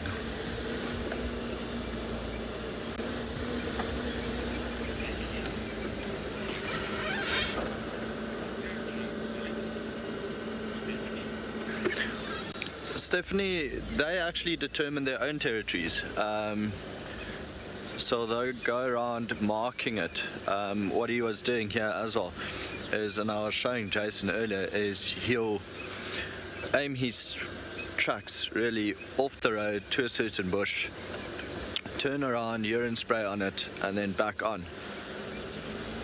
So they determine their own boundaries and the size of it. So male would choose a territory that incorporates quite a few females into it and be a bit larger than female territories, whereas the females will choose a territory that has a good amount of food and water on it. Okay, so now the nice thing is he's walking on the right tire track again. Should be a little bit easier to follow, a little bit quicker. But the size varies, so I think territories of leopards in the Sabi Sand should be a little bit smaller than territories of leopards in, say, Impala. There seems to be a bit more here.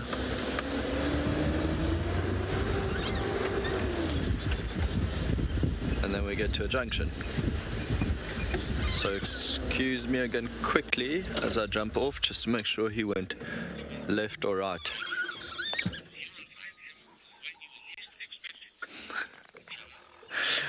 Trevor, I know, and hopefully we spot him from the vehicle rather than me on foot and we surprise each other. Okay, oh, there are a lot of tracks here. Not of the leopard that I can see so far. Just a lot of general impala, birds.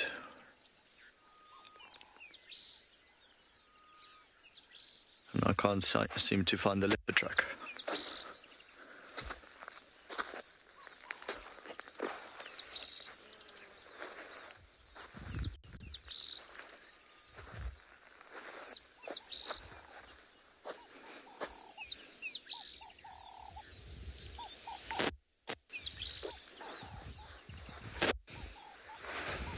Quite a few hyena tracks here as well.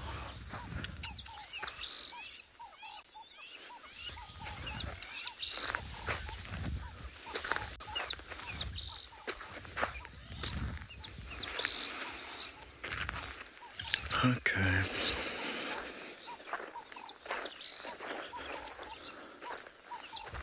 So now what we're going to do is just go back a slight bit and see if we can pick up where they went from this road. They were definitely coming in this direction. There's some impalas just off to our left. They seem very relaxed.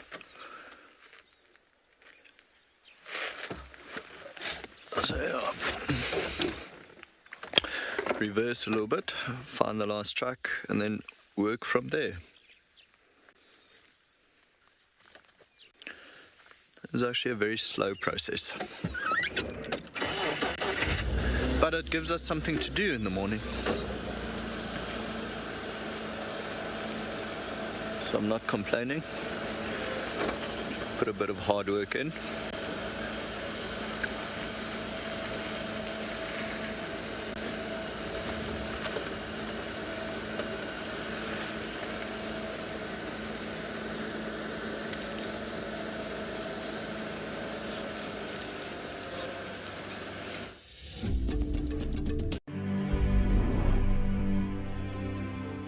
Good morning and welcome to and beyond Ngala. So finally, we've had a bit of luck this morning. Just a little bit of loving. I think what we are hearing is the interaction between the herds when they meet.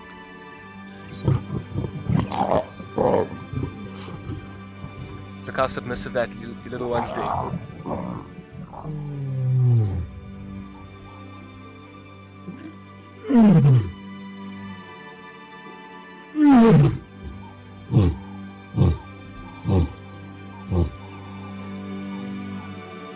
Welcome back to And Beyond Ngala.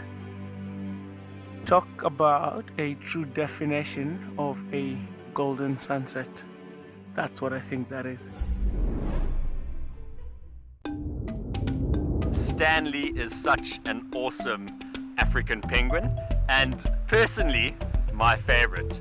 I love Stanley because of that amazing plumage variation, that beautiful broad black breastband with the cutest little white heart directly in the middle. And Stanley plays hard to get, but we are so happy to have him down here at Stony Point and can't wait to share Stanley's life with you.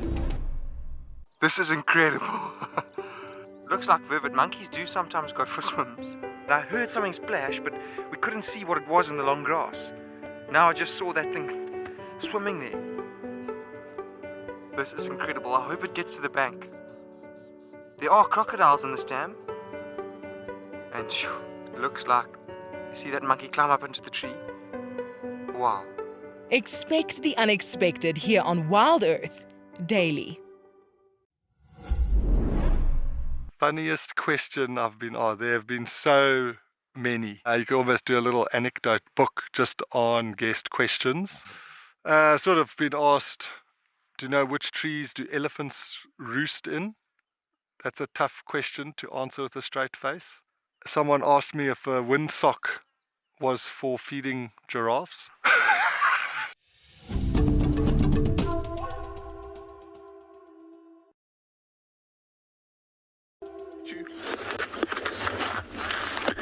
Welcome Welcome back to Eco Training Pridelands. We quickly popped into an eco training camp to go and see if we can find any of the barred owlets. Over the last few days, it seems that the majority of the owlets have all disappeared. We only managed to find one yesterday. And this is typical. Once they've fledged, after a while, they will start dispersing out of the area where they've actually were born. And the reason why they do that is to prevent that there's eventually interbreeding that will take place within that area. When it does come to dispersals, we know not always sure, 100% sure where these birds go. And unlike migrations, which is predictable, nobody knows precisely what the route is, what they take. We are currently looking into one of the trees which they often love to hang around, and this is known as a weeping boerbean. I'm actually quite surprised that this time around that the weeping boerbeans actually didn't produce any flowers, unlike last year. They produced stunningly little red flowers that drips copious amounts of nectar to the ground. And these trees often attract large amounts of sunbirds, as well as other nectar-feeding bird species such as orioles, bulbuls, and a number of different weavers that will come and feed on that. Because of a large amount of nectar that it does drip, that's actually where it gets the name from, weeping boerbean. But occasionally these trees are also infested with spittlebugs, which will start feeding on the leaves and then dripping large amounts of fluid down to the ground, which then makes it appear if it's raining from the tree. It's also one of my favorite trees. It's got little seeds, which I like. It's often roasted and then made into a coffee. For some reason, I just love coffee.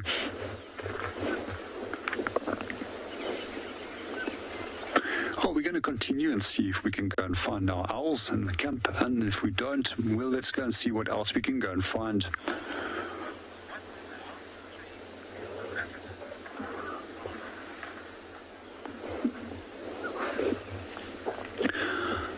Good morning, Arnold, and welcome to the show. If we come to the largest tree species in terms of height, then it's definitely redwoods that we can find in the Grootvaardersbos forest in the Western Cape, and close by to a town called Swellendam, and those trees were actually introduced over there. But when it comes to the largest tree in circumference, it's probably the Sagale big tree in the Mutale military base up in Old Venda. That's in the Limpopo province of South Africa, and it's reputed that there's something like between 30 and 36 people that can hold their hands together, and that will equate to actually then completing the circumference of this whole tree. I'm speaking in a correction, but I'm sure it's somewhere close by to the 30 people that can actually fit around that tree. There are also some of the oldest trees, the baobabs, and they reckon that some baobabs are well over 2,000 years in age.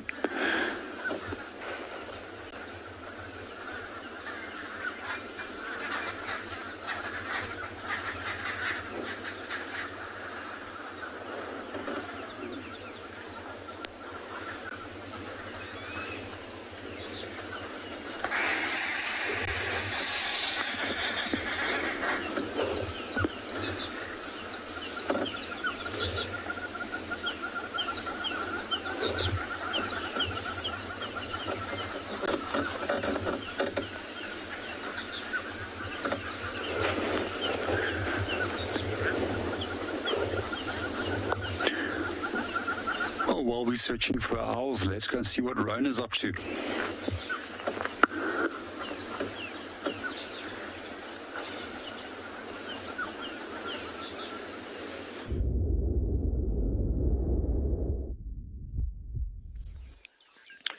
So the last track we have of this leopard is reverse a little bit, probably 4 meters in front of us. On the left hand side, and heads right in here. But now I've got a bit of a dilemma because there's a herd of impala here. So if he's lying down here in the grass and he's just watching the impala, then me walking in there screws it up completely. Although if he's not here and we just sit and wait the entire morning, then it's almost a waste as well. So I think what we'll do is spend about 10 minutes just sitting here and watching the impala, but we'll sit on the next road.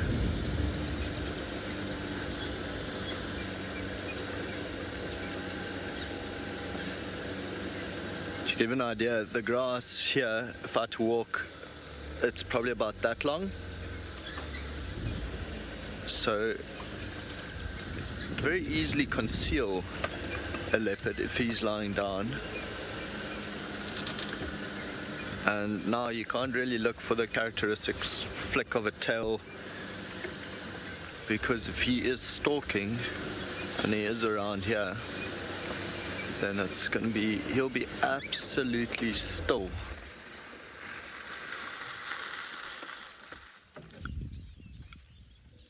And so far I can't see. And just get a little bit closer to this side, but I can't see any leopard tracks back here on the road.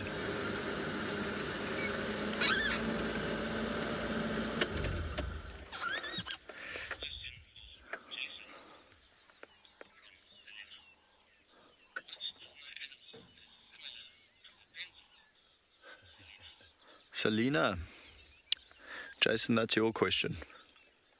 Similar to the penguins, I would say, obviously it's a bird, but let's say a monitor lizard. Obviously it's a bird, but let's say a monitor lizard. Selena, there you go. There's Jason's obvious answer. It's a bird, but a monitor lizard. Similar to the penguin.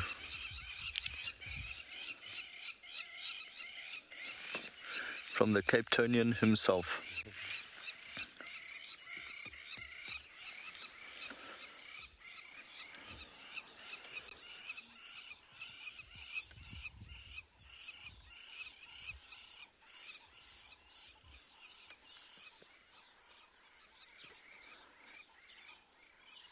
So now I'm not going to spend the entire morning just sitting here. We'll wait for about 5-6 minutes, see if anything changes. If it is here, it's not a bad spot because the wind is not blowing from the road onto the Impala. It's actually going the opposite way. So it's not like his scent is even blowing onto the Impala if he is here. But yeah, it's quite tough to tell.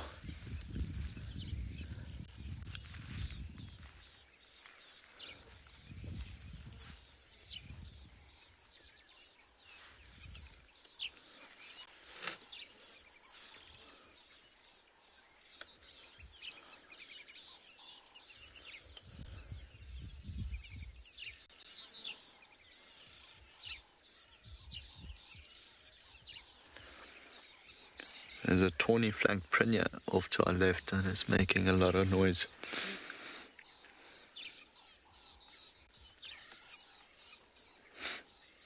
So even birds, they'll give away the position of a predator. It's not like the leopard's going to even bother with a tawny flanked prinia. I think all it would cause is just feathers in the mouth, really.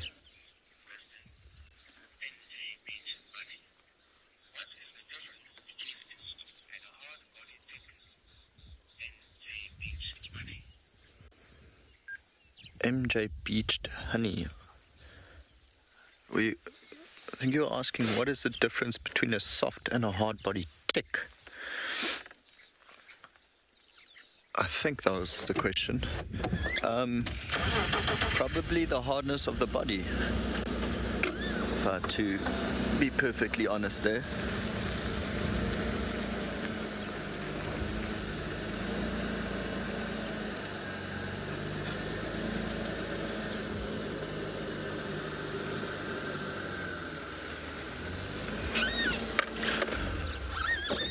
I'm a little bit annoyed that our last track leaves the road there and straight into the bush,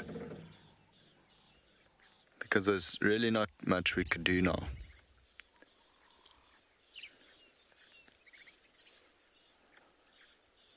And of course the last thing we want to do is ruin a hunt for this leopard if it is stalking here. And ideally they are known as nocturnal predators, but I mean, I've sat with a female leopard before and she just stalked and stalked and stalked for about 4 hours, just keeping close to the impalas until night came, where she actually went hunting. or just ideal conditions, and wait for the impala to actually go to them.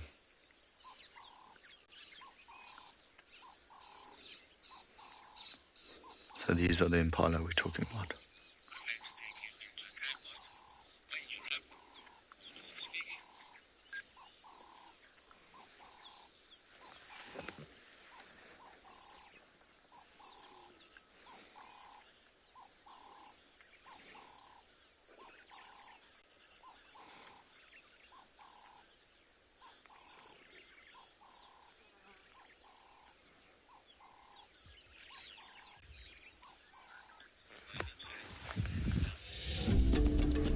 Do you dream of traveling to a far-flung wilderness location where life continues as normal? A place where you can escape to nature and breathe. If you become a WildEarth explorer, then this could soon become a reality. Subscribe today and stand a chance to win regular travel prizes. WildEarth Explorers, it's in your nature.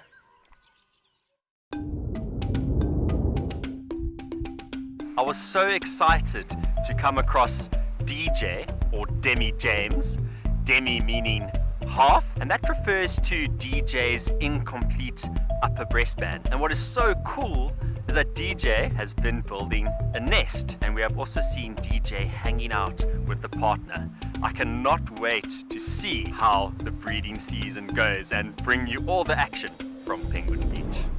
Our bodies are made up of about 60% water, which means that in a very short space of time, you can dehydrate completely. A relatively efficient way of collecting water early in the morning is to take an absorbent material like a sock and to walk through the grass, absorbing the condensed dewdrops on the grass. Once the material is saturated, you can then squeeze it out into a container, or you can suck it out directly into your mouth.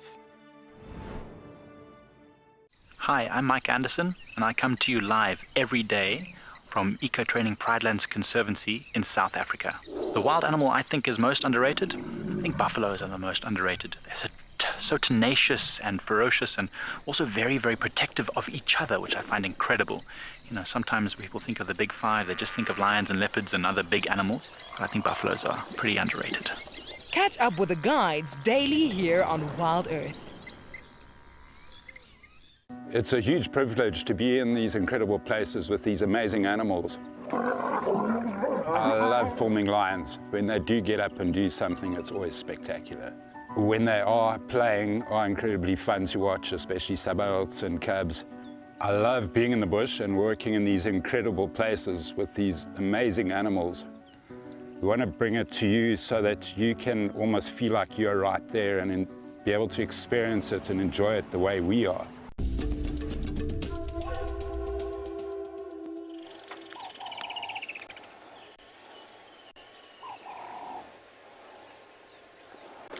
Dark Mane has lifted his head, can you believe it?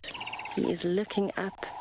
He is actually currently watching the impalas and the wildebeest that were in the distance, but they're moving off towards the opposite side of quarantine, and so I'm wondering what caught his attention that made him look up while they were moving away instead of coming closer.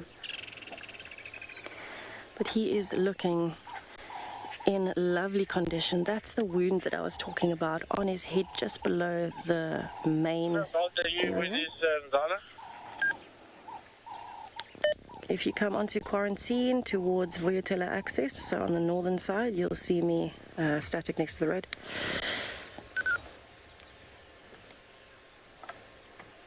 And that wound looks like a perfect puncture wound from a canine. It's rounded, it looks fairly deep.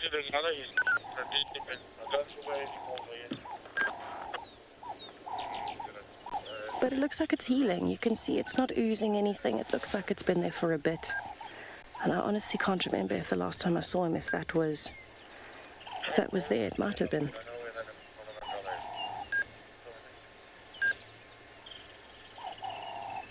Oh, flopping back down. Oh, goodness. He's decided whatever had his attention is not worth it. Back to sleep, everybody, back to sleep. This is very typical dark mane. But it's lovely to see that he is relaxing so nicely.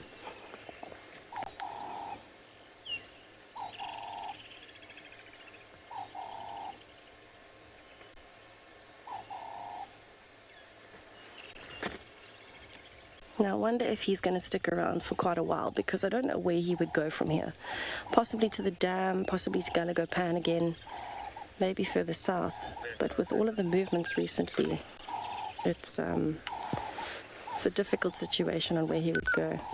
Gert, yes, it does look sore, but it looks like it's healing pretty quickly. So he's been through much worse. He's very resilient, and for him this is just a minor hiccup. Rowan, come in. Sure, you copy? I affirm reports of a male leopard, possibly tortoise pan, on Sandy Patch. There was a bush willow, or a cluster leaf dropped in the road just south of the cluster leaf. You hear me? Oh, not hearing me, I can hear him. Goodness gracious. So it sounds like Michelle, the manager of Djuma, found a leopard on his way somewhere on Sandy Patch. So I'm trying to get hold of Rowan, because I know Rowan is tracking the female there in Zutini, and it sounds like Tortoise Pan possibly is exactly where Zutini was last night.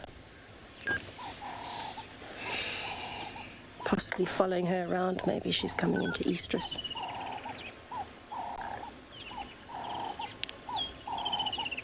But Dark Mane doesn't seem to be very worried about that, does he? There are impalas coming right here. I'm going to show you that quickly, because they're getting so close at the moment. It's a bit of an awkward view, because I know the aerial is right there, but they're coming closer. You can see it's alert. It can smell Dark Mane, but it can't see Dark Mane. It's a young male, maybe a year old. But I'm quite surprised that this brave youngster it's actually split from the rest of the herd. There's no other impalas with it, and it's coming right here. So it's quite interesting to see that this impala is braver than the rest of the herd, apparently, and coming over towards Dark Mane. You can see he smelled something, but not quite sure what the direction is, looking around from side to side, because the wind is blowing from Dark Mane towards him. So he's looking alert and being careful as he's approaching the thickets. He knows that's where Dark Mane will be. I don't think he realizes how close he is to that particular thicket, though. Distance now is closing to about 30 meters.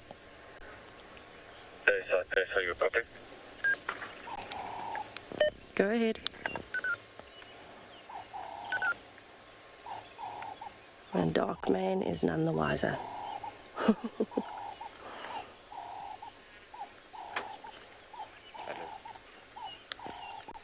Station looking, no, not working. Station looking for Tessa, go ahead. Alright, so this is... Alright, so we're very close to Dark Mane. And that impala is getting closer as well.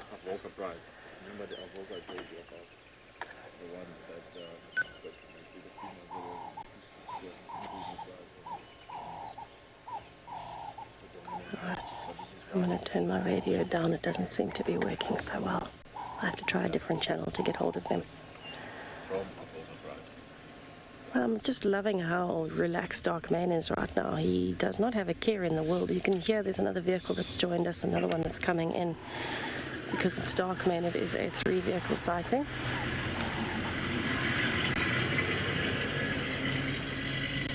But he's actually carrying on. I think he wants to go towards Sandy Patch, maybe towards that leopard, to see if he can find it. Oh, but Dark Mane is looking so nice.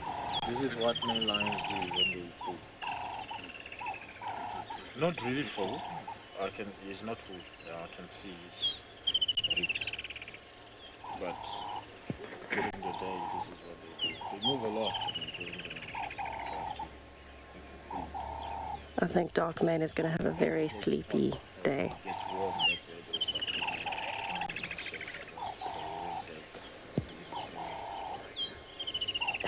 X-Ranger, you want to know if there's anything Eckhart would like to see. What would you like to see, Eckhart? Well, we got dark mane, so I'm happy with that. You're happy with dark mane? There you go, X-Ranger, an answer straight from Eckhart. So happy with dark mane. And anything that he's he's still going to push, but picking it up so quickly. He's blowing it away with his skill. At the moment, we're pretty focused on doing trees, and soon he's going to be teaching me about trees. He's picking it up so fast. But thank you for asking, X-Ranger. I think that's a lovely question. I'd love to hear some more questions like that for BK and Eckhart. Pick their brains as well as mine. That would be wonderful.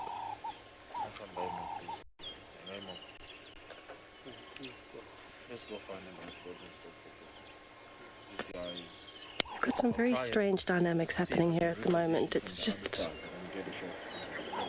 it's weird.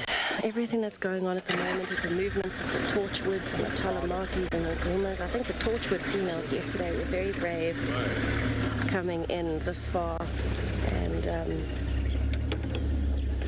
and pushing towards the nkuhumas. And more interesting than that, they pushed south towards where the nkuhumas have been. So it's been quite a fascinating change to see those movements. I was very excited to meet the torchwood females. I'm hoping we get to see more of them because they are quite unusual looking females.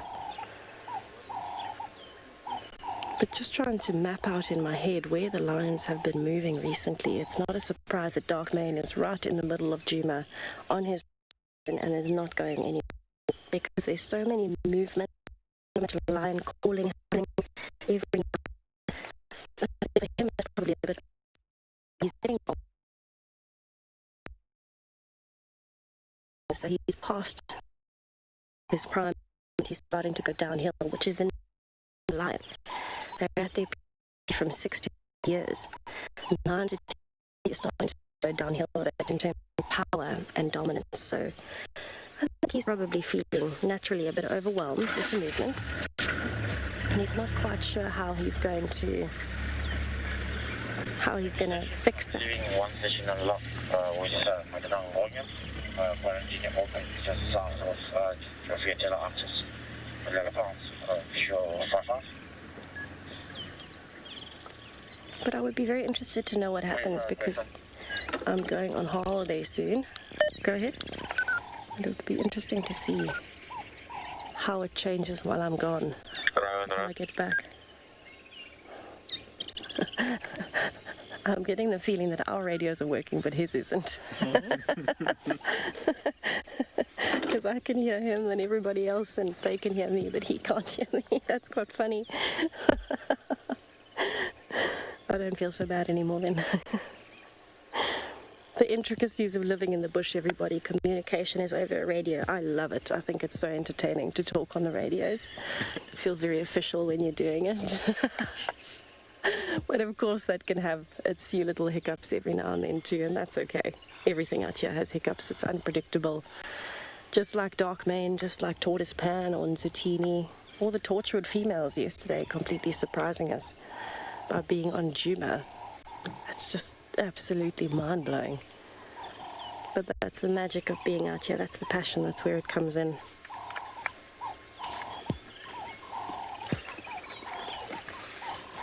So what we might do, because dark mane is getting very, very sleepy, as if he wasn't sleepy before, but he's definitely decided that now it's time to get a full cat nap for Cataday. Cataday. The guys are laughing at me this morning. I can't get my words out, everybody. We're having a fantastic time out here, but this is why. This is the magic. We get to make mistakes and laugh at ourselves. Yeah. Oh, goodness. But yes, anyway, we're going to leave dark mane. He's looking very sleepy. I don't think he's going very far at all. And I want to bumble towards Treehouse Dam, see if there's anything along there. See if we can do a little bit of a loop towards maybe the hyena den, although it's a bit hot. I don't think they're going to be there. And just see what else we find. We've had such a good morning with dark mane, the elephant, Impalas, wildebeest, everybody together. And all the birds calling in the background, and of course lots of fun on the vehicle with the two men behind me. This poor man's radio. Go ahead.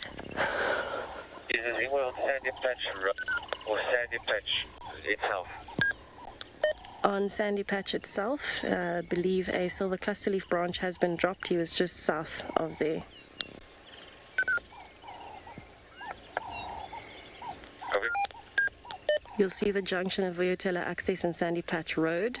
150 odd meters south of there is the branch, and then you'll see, hopefully, he is still there. Yay, his radio worked. Extra foots a day. All right, let us head on and leave Dark Main to an amazing nap with all of his fly company. Quite a lot of flies on him at the moment, moving around, picking up moisture from his sweat.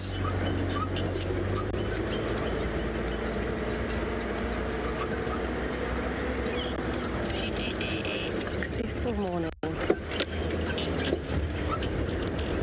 Leaving Dark Main Avoca, still flat static in the same position just south of Vuyotela Access Junction Quarantine on the open areas of quarantine themselves.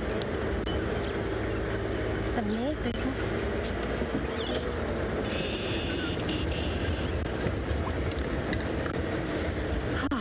Right, carrying on with the day.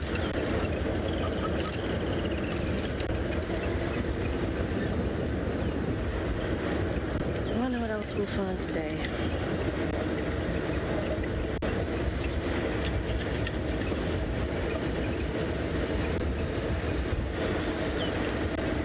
It's actually building up quite a cloud bank. All right, let's quickly get it right.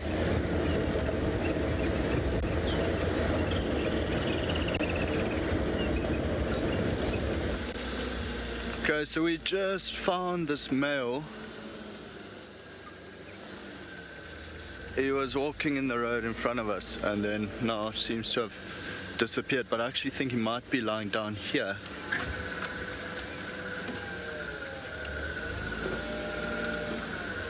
Unless he stalked away, in which case that's a bit of a disaster.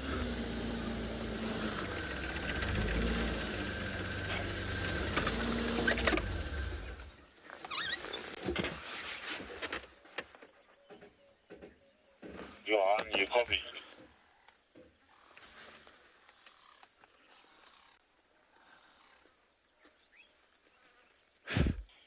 Alright, I wanted to update you.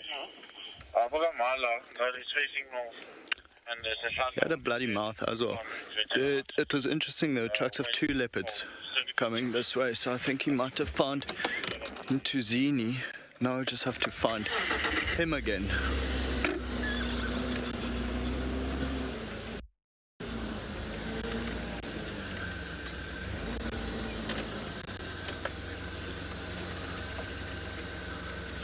But again, that's so easy for leopard to disappear in this.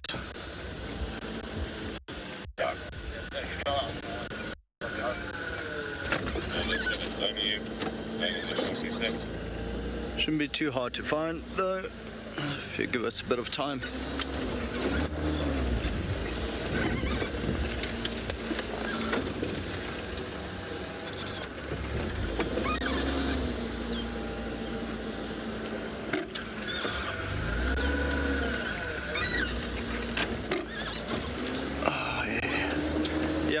Big male though.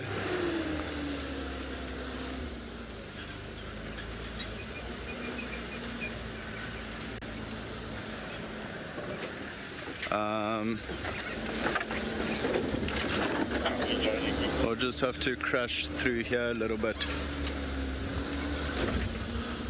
Try to see if we can find him again.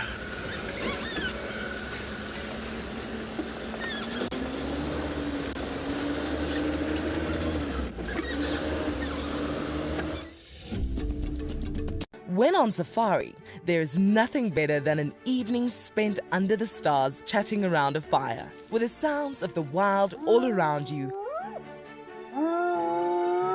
If you sign up to be a WildEarth explorer, you can build your own memories by joining our guides for regular fireside chats. Subscription payments can be made by PayPal, credit card, and now bank transfer. WildEarth Explorers, it's in your nature.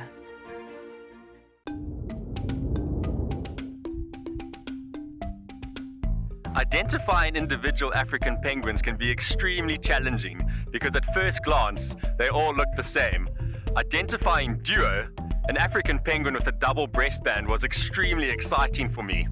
Less than 5% of the African penguin population has this unique variation in plumage. And I can't wait to share Duo's life with everyone on WildEarth.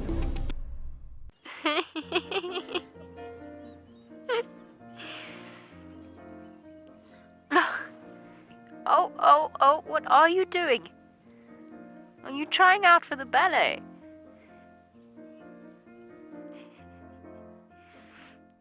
Now it's an itchy bottom.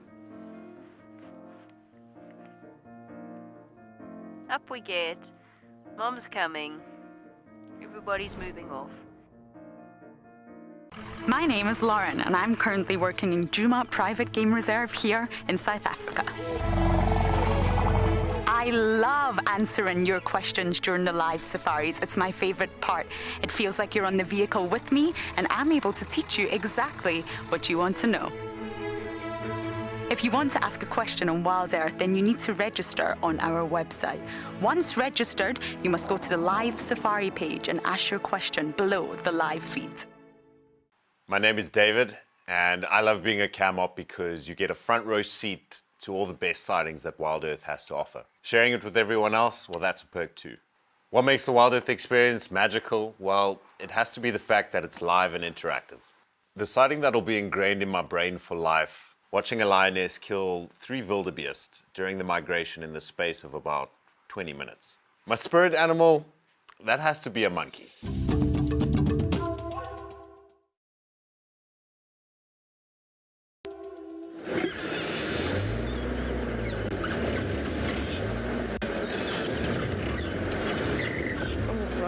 I have left Mr. Dark Mane. I'm just having a look. We've got some tracks in the road. Yes, there's tracks of a leopard. Yeah, and then tracks of the hyena on the side. So there's tracks of a female leopard. Well, that's the text that he was talking about it. Yes, he was talking about it. Yes, you know that we're live, right? Okay, just checking.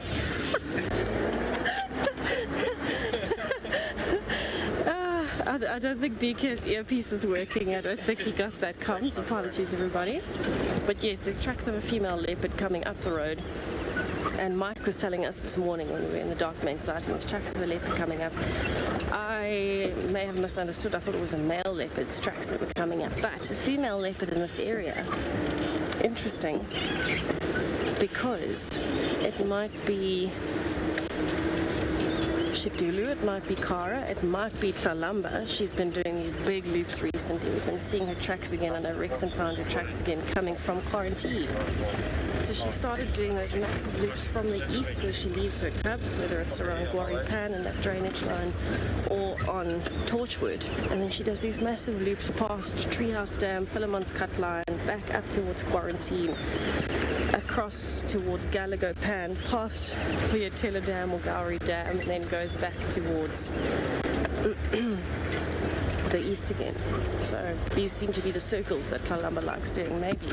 So the tracks don't look as fresh as Dark Mane's tracks were this morning, but they're nice and clear, so could be from early morning. Negative, I left him open lock.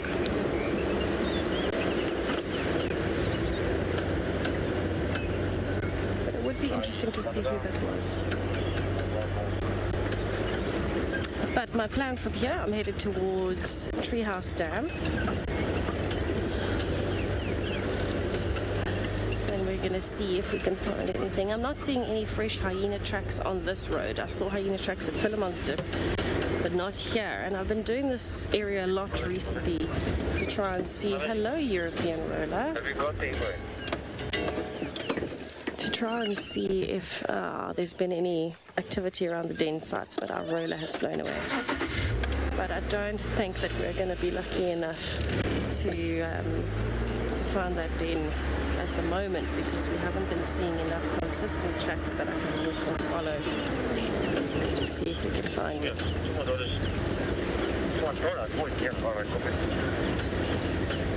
Oh, that's exciting. Chatting away on the radio, I love it. I love it when it's busy and you can hear everybody chatting on the radio. You get a great idea of what's happening where, who's out, and of course, personalities as well. Crossing over into Djuma, are there any updates in Djuma?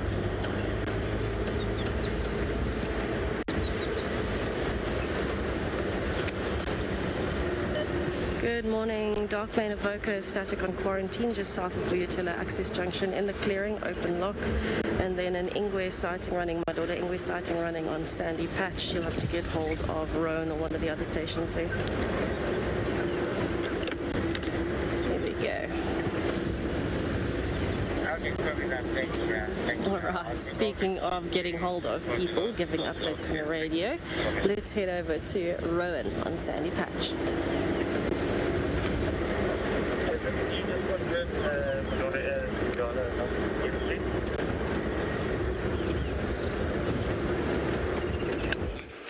Guys, so we managed to find, this is tortoise panmale, then Tavamgumi is right there ahead of us, just, sorry, walked past the vehicle now. And it seems like they are having a bit of a territorial dispute. So, let's check now again where this guy's disappeared to. Seems like every single time you guys come to us,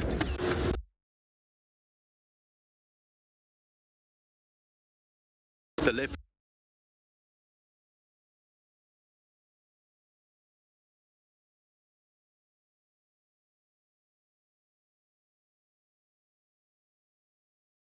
tortoise just up ahead of us, and that is following Tavamguni.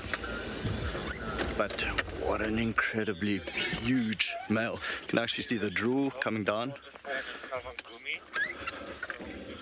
See, so still marking. Oh, what a glorious morning. Pays off, 2 hours of tracking.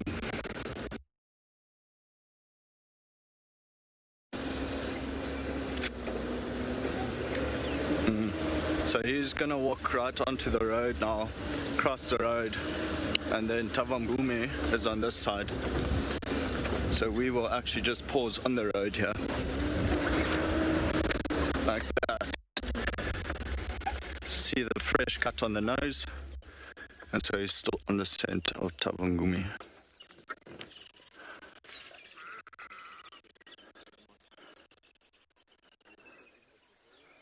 Yeah, going on here. He's coming back towards us now. Big male here. See the fresh nose.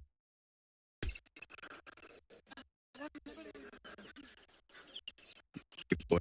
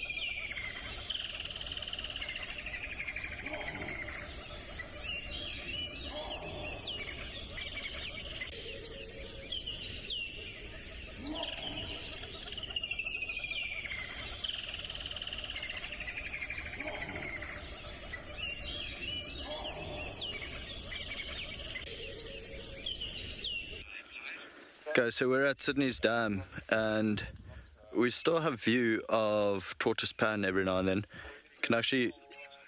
You can see the Impalas running towards him, trying to chase him off, basically not really wanting to lose view of him whatsoever. So where they're running is where the leopard is walking, literally right on the edge of the dam, still following Tavamguni.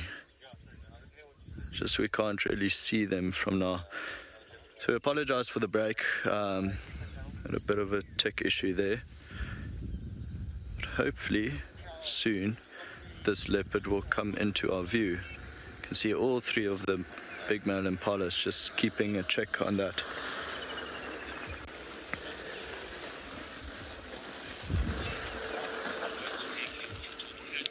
So let's see. We actually chose quite a nice spot where our view isn't too terrible. It's on the edge of the dam. You might even actually come back here if you can't find the scent of that other male again. See, the impalas are now facing in a different direction, now running away. So I think he's changed his direction.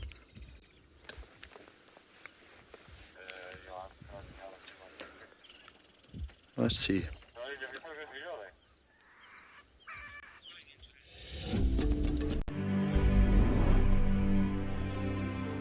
Good morning and welcome to And Beyond Ngala.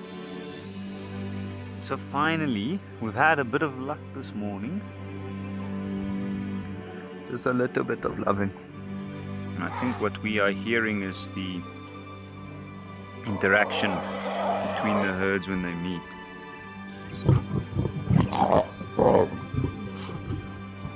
Look how submissive that little one's being.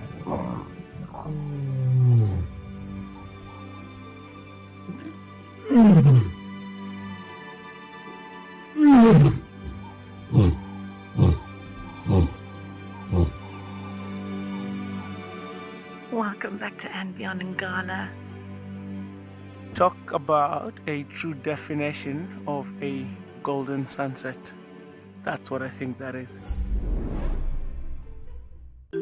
It feels amazing. So nice to see the people and interacting with everything, how it works with the cameras and switching with the vehicles. I like it very much. It's very good. I decided to take a ticket to Dream. I'm a founder member, so the first time WildEarth needs some help, I did it too. And I think it's a nice thing to help them, that they can broadcast every day here. My favorite parts all about today is sea ribbon. I was surprised she was there. A pied kingfisher, I was looking for them the whole time. And the drive to the Milwaukee, it was awesome. My favorite part of WildEarth is the connecting people with the wildlife. I look every day, most 2 times, and you really get part of a family here. That's like very much.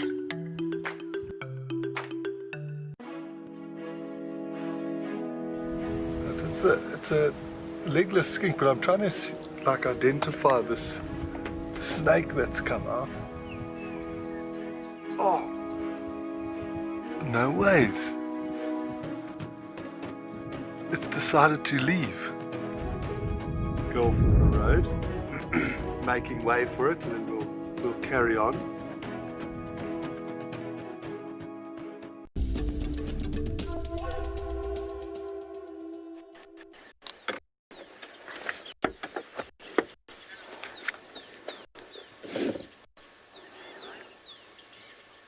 We have just arrived at Treehouse Dam, and it is lovely to see that our dominant hippo is back. Now this seems to be the hippo that moves between here, Twin Dams, and possibly Chelapan. I think it might be the same one, but that could have also been the hippo from Gowrie Dam. So we have been seeing 2 males on the property between here and Gowrie Dam, so it's quite interesting that he is back here. You can see he's watching us quite closely, facing his body towards us, just making sure of who we are and what we're doing. But he looks nice and relaxed, listening out of the water with his ears. He's also got his nostrils out of the water, but he might not be sniffing the wind at the moment. He might be holding his breath. We can hear a woodpecker in the background. We've heard some European bee eaters. There's a squirrel alarm calling, probably at us. But we are loving Treehouse Dam after our entertaining morning with Dark Mane and the elephant and everything else that was up on quarantine at the same time. This is the furthest we have ventured from quarantine so far. There's also an Impala, you can see, got some oxpeckers on him. Just one lone male, which is a little bit unusual, but he might have been straying between 2 bachelor herds with the upcoming rut. They've been fighting already, and so maybe he's moved away from a bachelor herd and is moving towards a new one. But we figured now would be a good time to do our bird call challenge. We didn't get around to it last night for all of the action, so I am going to play a bird call. I might do 2 today, I haven't quite decided yet, but I'm going to play the one that I was going to play yesterday evening. If you don't know how the game works, everybody, please get involved. I play a bird call for you, and then you can send in your answers, either the family you think it's from, or if you know the bird or want to guess at the bird, you can do that. Oh, our hippo might be coming closer. You can see some bubbles in the water. Yes, he's just popped up down here. And you can also send me comments if you think that it reminds you of something specific, but you don't know what bird it might be. Maybe it reminds you of a dinosaur. Okay, here comes the call, everybody. Some people might know this. It is a fairly common call that we hear out in the bush, and hopefully you might be able to guess it.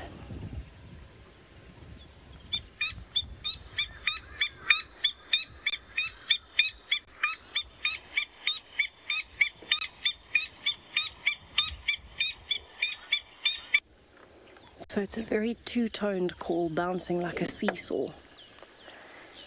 And we have been seeing quite a few of these recently. I think probably the most I've seen since I've been in the bush consistently. Normally we do see them, but not as commonly. And it's been absolutely wonderful. The last 3-4 months we've seen them a lot. So if you do know what it is, or you want to take a guess, or it reminds you of something, please send in a comment. And then once we've got our answers in, then we will show you what it looks like in the book. If we get this one too easily, then I might play a different one as well, the one that I was going to play this morning, since I'm combining last night and today.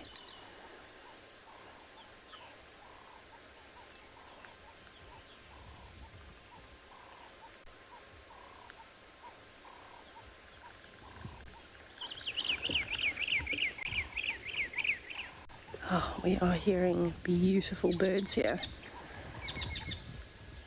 That's a woodland kingfisher alarm calling as well. I know this is a very popular area, Treehouse Dam in particular, for raptors. There's a pair of Wahlberg's eagles we often see here, a pale morph and a normal one. There's also an African harrier hawk that we see here quite a lot.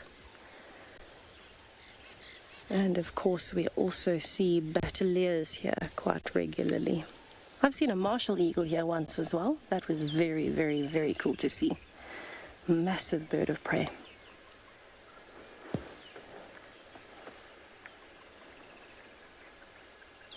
Oh, the sun is just starting to peek out of the clouds again.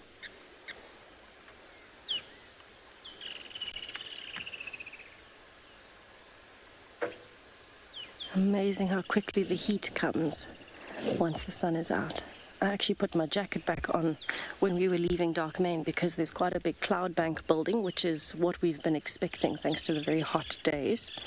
This is much more our normal summer temperatures. Very hot days for a few days and then a build-up of clouds and a thunderstorm. But now that the sun is coming out, I might have to take it off again just now. Oh, Hippo's being very active this morning. He keeps moving himself from further away to closer.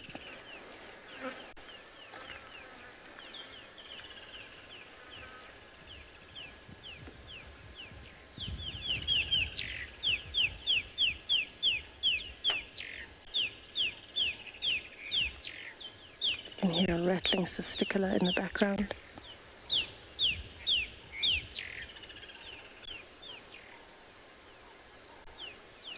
What a beautiful morning. While we're here and while we have got such a lovely view, let's just take a little bit of time to listen. There's a lot of different calls going on at the moment.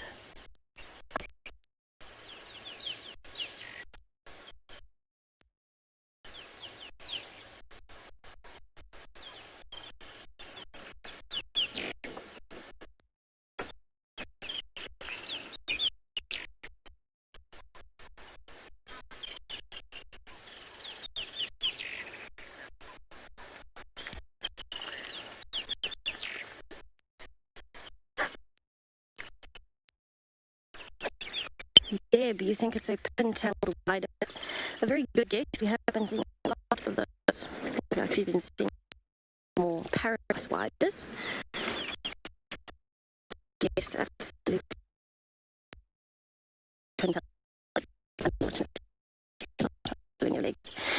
It is not a pin-tailed wider. It is actually a ground bird. But a pin-tailed wider is a good guess. It's a lovely bird to look at.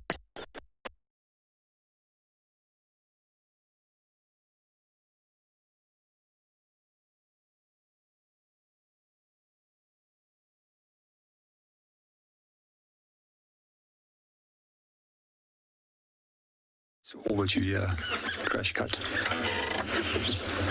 Welcome back to Eco Training Pridelands. We quickly made a stop and decided to do some birding in this little drainage line. Quite often these little drainage lines are pretty productive. There's a number of fork-tailed drongos that we've noticed, as well as the southern white-crowned shrike, which is also flying about. We're going to see if we can actually get some of them to sit still and actually manage to get them a proper view on them. Sometimes when it does come to birds, it can be very tricky to actually get them on camera, as they're fairly unpredictable. I do see, I don't know if a camera can maybe spot it there on the middle of a road. On the side of it is a laughing dove, but actually just landed. If you notice, its wings is open at the moment, and it almost seems as if it's actually injured, but it's not the case. What it's busy doing is actually allowing ants to climbing on top of the wings, and the reason why they want to do that is to aggravate the ants, and in the process of aggravating the ants, as the ants become startled, they will release formic acid to protect themselves, and that formic acid has been helpful to actually get rid of parasites, which is on the feathers, that might be harmful to the feathers as well as the bird. It's not the only way that birds actually deal with parasites. We also find that some bird species will use dust biving, while others will actually go and use strategies such as smoking, where they will actually fly up to chimneys and take mouths full of smoke to actually put that onto the feathers. And that's quite a typical behavior of crows in the Northern Hemisphere. And when I was in the UK many years ago, I've actually observed that in the winter months when people actually have fires going and the chimneys are actually producing smoke, and you'll notice how the crows then fly to that specific spots. In general, I find crows to be incredibly clever, and one of the things that they also will often do is actually they've learned how to fish by simply just going to ice holes in Sweden and then pulling up fish from the lines which has been left in those ice holes.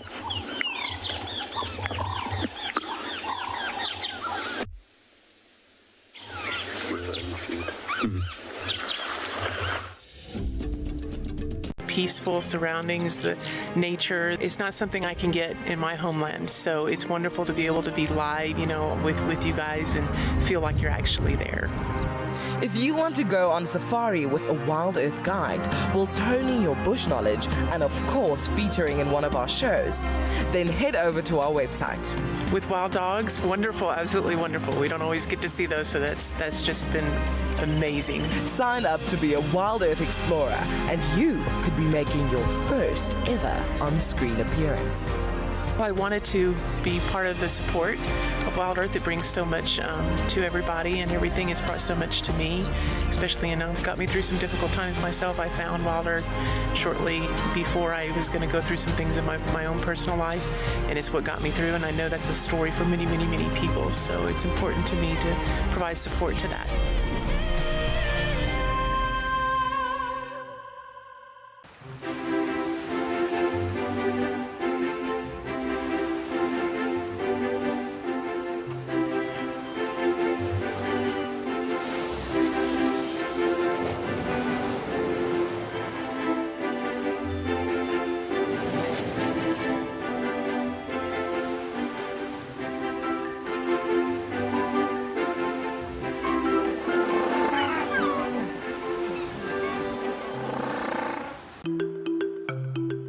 The thing I love about Russ is that she's taking good care of us. She gets us to sightings, like we drive over big blocks. The most memorable experience with Wendy was 2 nights ago. In fact, last night, when I had a flat tire right in the middle of a herd of 400 buffalo and had to change it right there and then. That was by far my most memorable experience with this trusty old girl. The only tough experience on Rusty would be to forget to charge her. Well, she's only broken down with me once, and it was basically just a loose steering rod that we fixed in the field. We use big batteries to power up everything, so if it happens that you don't charge it, she'll die on you, eh? Since then, she's treated me very well. She's taken me into a number of sightings, and it just seems to keep going.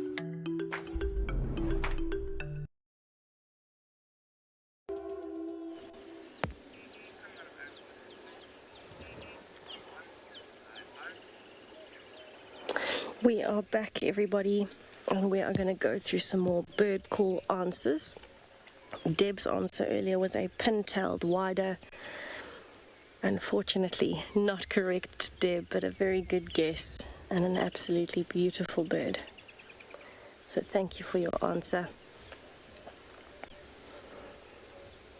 We are getting a few more in, and it's so lovely to see that everybody is enjoying the bird call challenge. You're getting involved. I've had quite a few messages from people saying they are enjoying it and learning a lot. And that's what I aim to do. I aim to help everybody enjoy and learn. That's what I'm here for.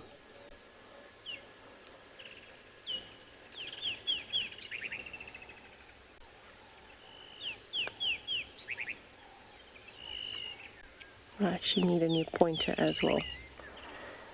A porcupine call, maybe. Wayne Marana, a korhaan. Similar ground bird, yes, but not a korhaan. Korhaans have a similar call, but usually a little bit longer and with a little bit more variation depending on the species. Probably my favorite from similar families is a black-bellied bustard. That sounds like a champagne cork popping off. Very unusual call, but thank you for your answer, Wayne.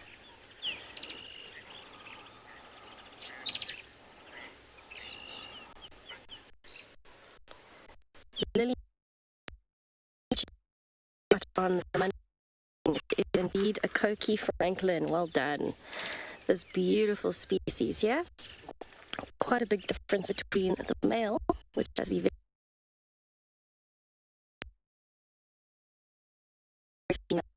beautiful black and white barring face and a rounded brow. Brilliant. Well, I know that we hear often, but it can be quite confusing because we hear it out here a lot, but often you don't actually recognize what it is. So well done, Dab Chick and Lily B. You got it on the money this morning. Well done. See, I love these bird call challenges. It's good to know that people are involved and enjoying the bird calls. Makes a massive difference. And I'm going to have to think of some more. I think my favorite one is Terry bird. I had some very interesting answers for that one. I know somebody's dog barked at the TV. I aim to please even if it's dogs. And I know some people thought it sounded like a dinosaur. Very interesting call. So what I do want to do, because I've had a few people ask, is I'm going to play the secretary bird calls again so that you can hear it, because it's such an unusual call. It doesn't sound like it's coming from a bird. In fact, it reminds me much more of a velociraptor. So just because I've had a few people ask, here is the secretary bird's call again.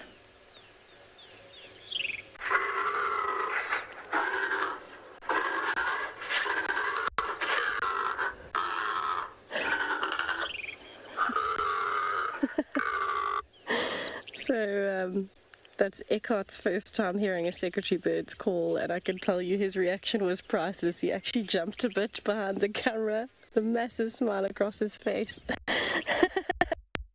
Definitely reminds him of a dinosaur. To me, it sounds a bit like impalas rutting, or maybe an impala running and dying, or a velociraptor eating an impala. It's so unusual. It's a proper doozy call, that one. Throws you a curveball. But I'm loving our bird call challenges. Interestingly enough, the animals don't react to it because they obviously recognize it as a bird call. Whereas, for example, if you were to play a call of an impala or a buffalo dying, the animals would react because that's actually an animal being attacked. And they know those calls very well. So to us, it sounds strange. Animals out here, it's just another part of really another part of every day. Now, interestingly enough, the nesting process of a secretary bird has not been very well recorded, and my cousin, in fact, Josh, on the small holding that he was on, they had a pair of nesting secretary birds. Oh, Megan, I'm so happy that you're enjoying the bird challenge. It's fun for us as well because it keeps us on our toes, and at the same time we have a lot of fun with it because we go through a few different ones to try and choose which ones to play. Usually I just choose one based on a story, so my mom's favorite call or a bird call that reminds me of somewhere. I've gone through all of everybody's favorites. The reason I haven't played Eckhart's favorite is because it's a woodland kingfisher and you'd all know that one. So we're teaching them some new ones and for us on the side as well to have these little challenges. I caught BK out this morning with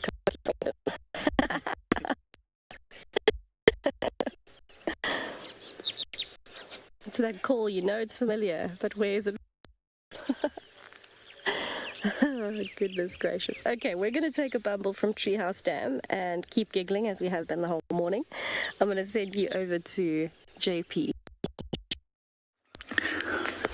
Welcome back to Eco Training Pridelands. We're still in our drainage line and still enjoying some time looking at a number of different bird species that's around. There's actually a large amount of immature fork-tailed drongos that I've been noticing that has been fluttering around. Unfortunately, it's quite difficult to get little glimpses of them with a camera as they move off fairly quickly. What we decided also quickly to do is just to give you the opportunity to listen to all the different bird sounds that you can hear in the background. And those include a grey-headed bushwrack, which has a very characteristic call that sounds like. And in Afrikaans, we specifically refer to them as a spookvoël, meaning a ghost bird, because of that eerie call that they produce. And also one of the largest of the bushwrack species which we have out here. Some of the other calls will be Cape turtle dove, also known as a ringneck dove, and fork-tailed drongo, that's also mimicking elements of an ectorine warbler's call.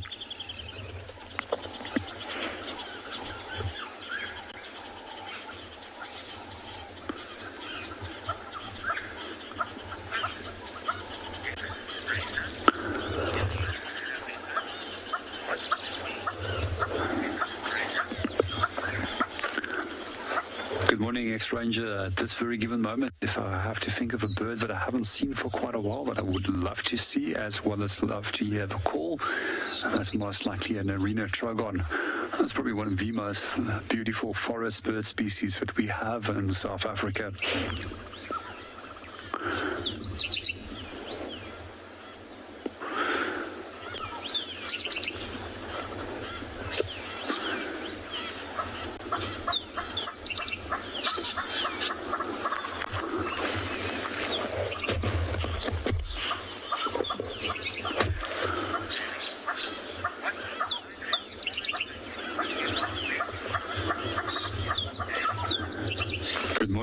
Welcome to the show, and if I have to think of one thing that I do miss when I'm away from the bush, I definitely do miss the silence of the bush and the tranquility which the environment offers.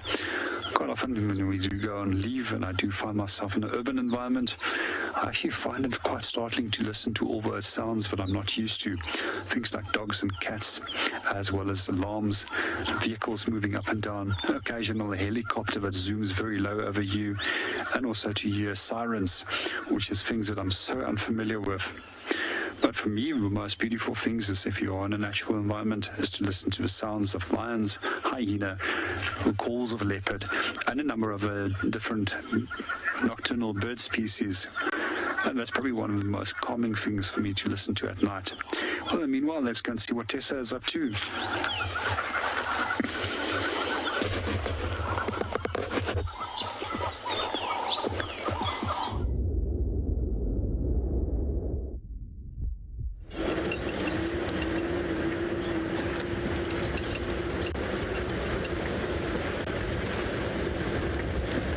JP, I am busy bumbling. For the first time this morning, I'm bumbling. It's a lovely feeling. We've had such a successful morning, and I think anything we find is a bonus right now. Don't worry, I have told BK that we are live in case he didn't get it. I don't think he'll be bursting into conversation anytime soon. So I'm headed towards Twin Dams. I want to just go around there and check. Now that it's becoming overcast, it might be worthwhile having a quick nose poke into the hyena den just to see if anybody is home. But I think because it's been so hot in between the cloud cover, I think that the hyenas may not be there, and the cubs might be safely stowed away inside, enjoying the cool temperature inside that termite mound. What a lovely, lovely morning so far. We've certainly been having a lot of fun this morning.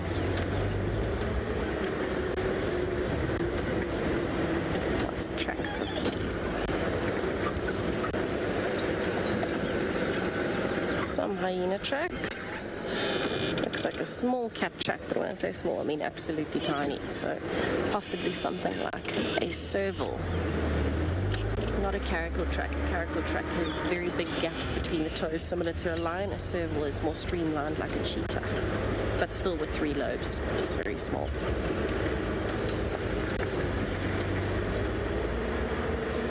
Also see some rhino tracks on the road. That's exciting. Look very fresh though, like maybe from yesterday. Good to know.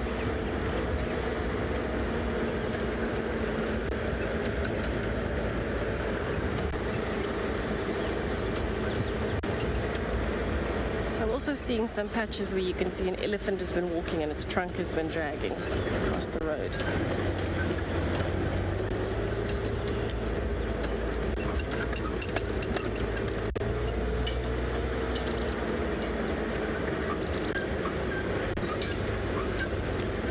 There'll be anybody at Twin Dams. The hippo won't be there because the hippo's at Treehouse down. But maybe our monitor lizard.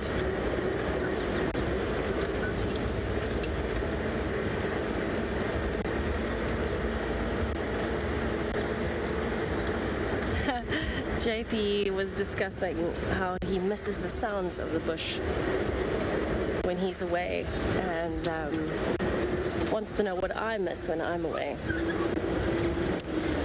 I miss the lack of lights is one of the big ones for me. When you go home or anywhere else, there's lights. There's houses with lights, there's street lights, and it's just this light pollution, if I can call it that. And here at night, there are no lights. You can look up from anywhere and you'll see the most beautiful Milky Way and sky, and I love stargazing. I have my little laser pointer and I love stargazing. So that's one of the things that I really miss. But of course the sounds, the hyenas calling, the hippos grunting, the elephants trumpeting. I also miss the smells. It smells really different when you're back home. You know, there's not that sweet bush willow smell or the smell of an elephant in must.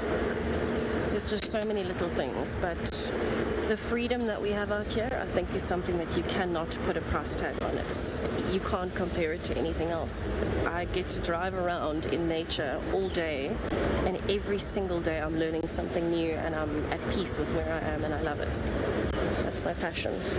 So for me, it's a combination of too many things. This is my home. This is my primary love and my heart.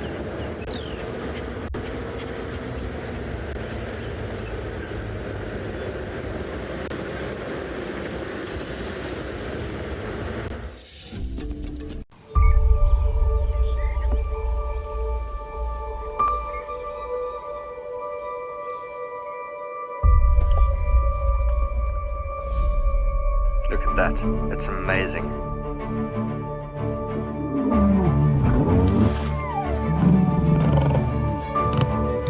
Wow, hey. And 5, 4, 3, 2, 1, live. Oh, that's cool. Just in there. And the black mamba's going up the tree and the mongoose is attacking it. She's gonna pounce again.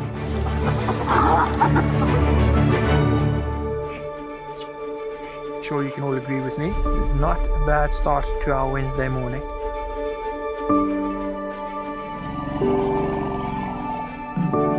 Something that I have never seen before in my entire life that you are now watching live.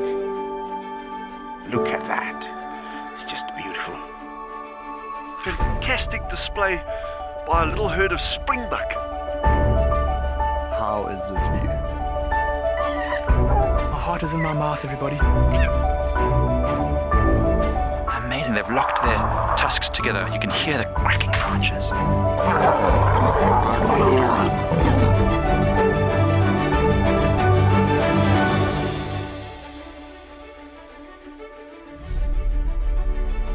It is so incredible to spend this time so close to an African penguin, and it's completely unfazed by my presence whatsoever. How insane is that animal?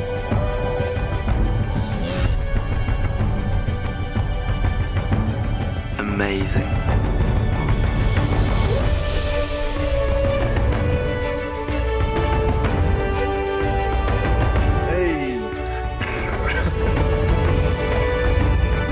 Awesome. It is fantastic to watch. Well, now we've got a tug of war between mom and daughter, look. I'm just at a loss for words. I mean, that's just incredible to see that.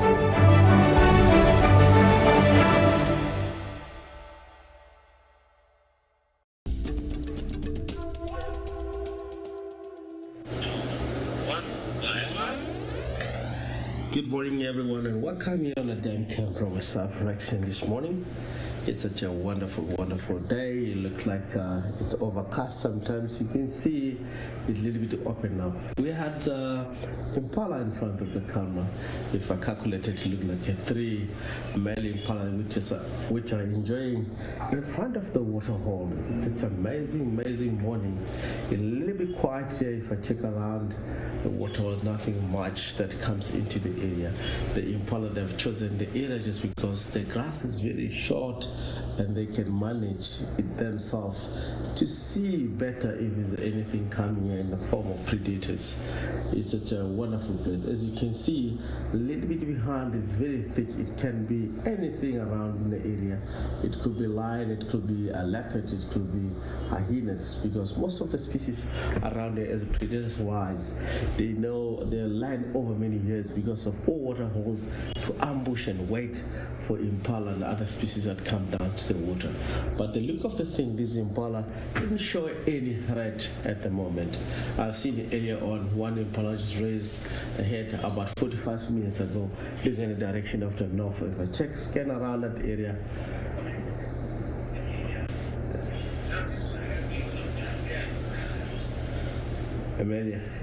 Amelia, nice to hear that. Nice to have me in the dam camp. Yes, of course, really it's been a long time for myself. I just thinking when I get here, I used to work for WildEarth 80 years, but I'll calculate it more than 10, 15 years ago. I used to operate, but now I've just learned today also how to operate better. I was just practicing here to get more skills, but it does revive all the skills that I have from previously. I was saying earlier on, the Impala was just looking at more to the north. I was more excited to see what might be in the area. Then I realized there was a habitat team that moving with the heavy truck to the north of it, the tractor. And I was just looking because they're already cutting the grass, and the sound created by the heavy truck, it just spoke the Impala in order to look on the direction. But it's one of the best day, of course, of a day. I think Kruger Waterhole will be very, very busy. If it gets too hot in the area, we know that a lot of elephant come in this particular waterhole. Sometimes the leopard likes to come in the area. I had around have seen Tavagubne. He might be ended coming into the area. You never know, because this is the water source. We have a Galago Pen and Djuma Dam itself. This is a water source that brings more animals into the area. Of course, as far as lions, and I believe that the old man is not far from the point. It might be a few hundred meters away from Kruger Dam itself, because this is the central part of the all species, the waterhole that we have here.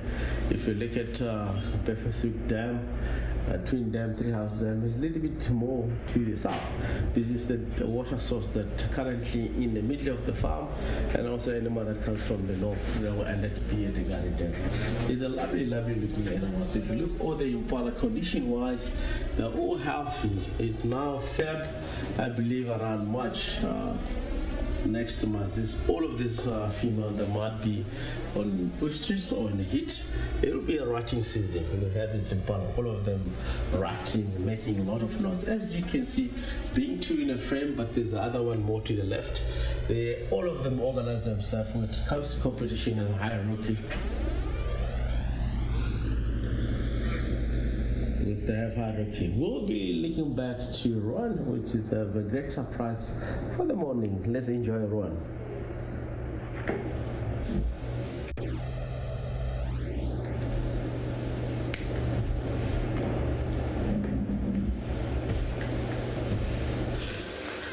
No surprise here, Rex. So he left Sydney's dam. This is Tortoise Panmale, and he's now heading back into his own territory. Wouldn't be surprised if he heads towards Simbambili, that sort of area. I mean, that's where we tracked him from, was from Triple M up Impala Road and all the way back. So what he's doing is making his way back there, actually nearly exactly where he came from, but also marking his territory while he's doing that. No idea what the other leopard looks like, but he's got quite a big gash on his nose on the left side, as you'll see now. I must say, he's in incredible condition. There we go, just rubbing his scent all into that bush, turning around, urinating. But big boy. He can't be that old either. I mean, if you look at the tips of his ears, not really that tattered or anything. I'm just taking a bit of a break now from all the walking. Can't even talk. Also sniffing the area. Maybe he's going to roll around there, just spread his scent a little bit more.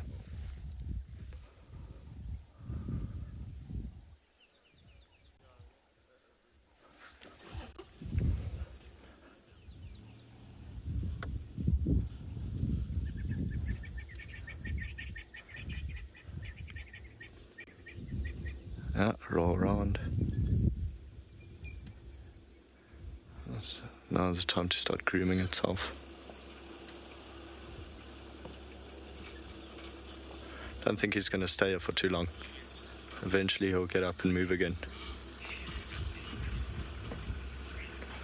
Aaron's saying he is such a stunner. I agree, Aaron.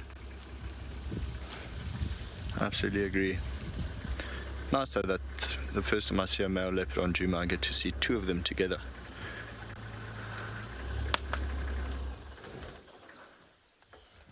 I think now just a bit of time to relax. If you can zip around, I'm not sure if yeah, it's off. He keeps staring up at that leaf. I think he might want to just rub his scent a little bit further into that leaf. Good spot for him to chill though, nice and shady, long grass, good hiding place.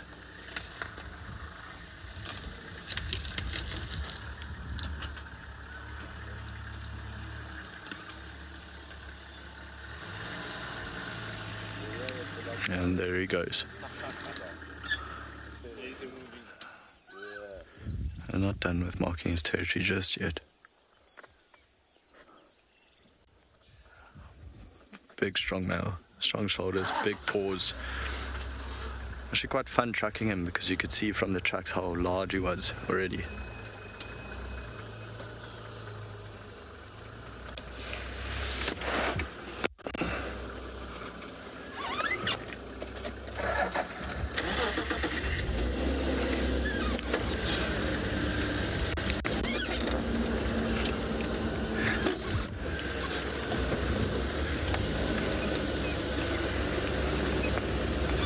Thanks, gents.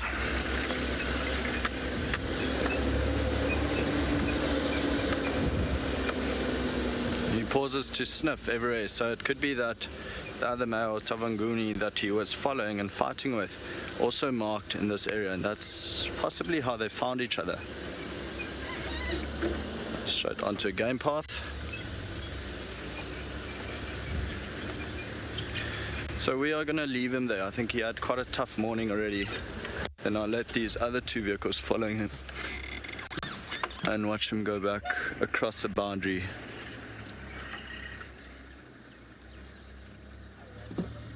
So that was a nice little surprise for the morning. Beautiful Saturday. There we go.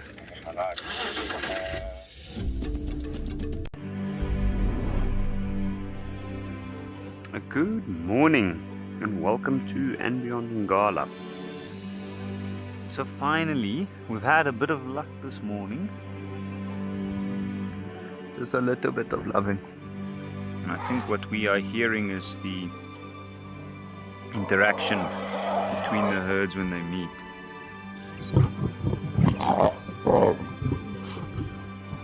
Look how submissive that little one's being.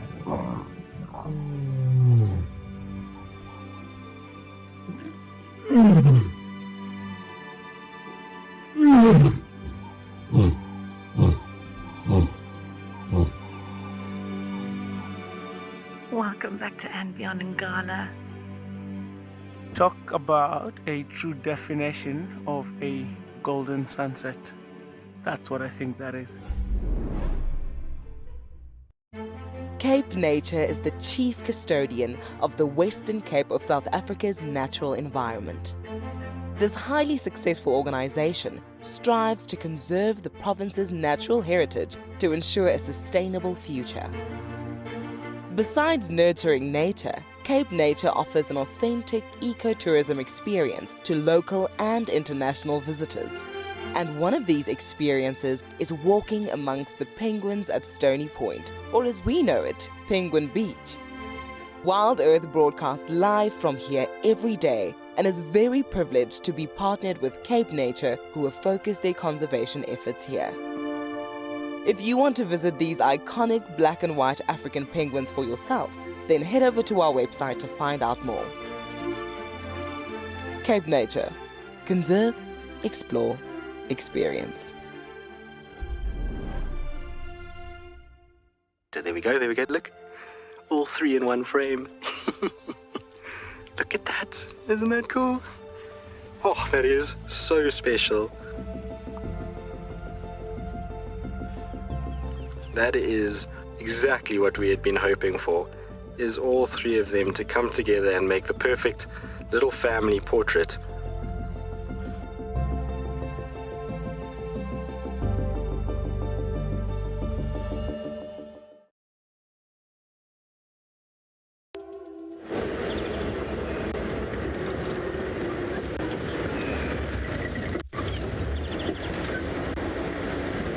Let's see what we can find approaching Gari Dam. I haven't seen any fresh tracks of anything here this morning. We've been quite lucky with leopard tracks, but no luck with actual leopards yet. Rowan has that sorted for us, luckily.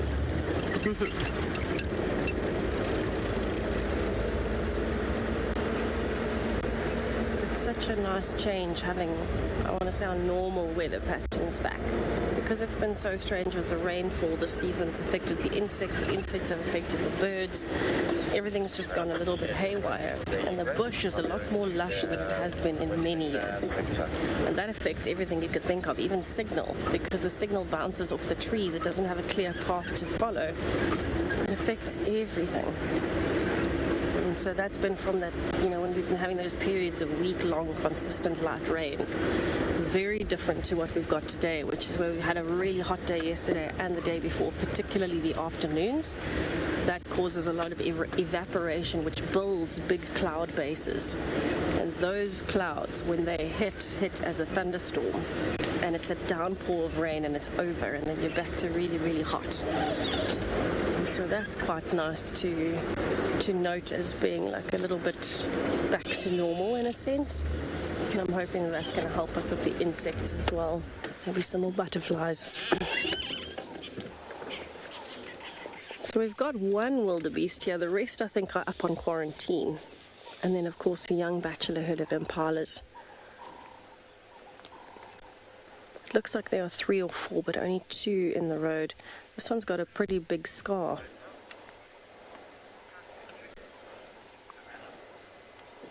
Well, Savannah, I'm so happy that you could join us and that you've loved it.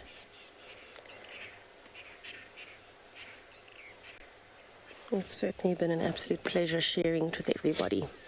There's nothing quite like being out here every day, and the excitement that I feel I get to share with the world. Not many places that you could do that. I'm living the dream. Now, that very harsh call you can hear in the background, that is a lilac-breasted roller. Does not at all match the look of the bird. Very unusual.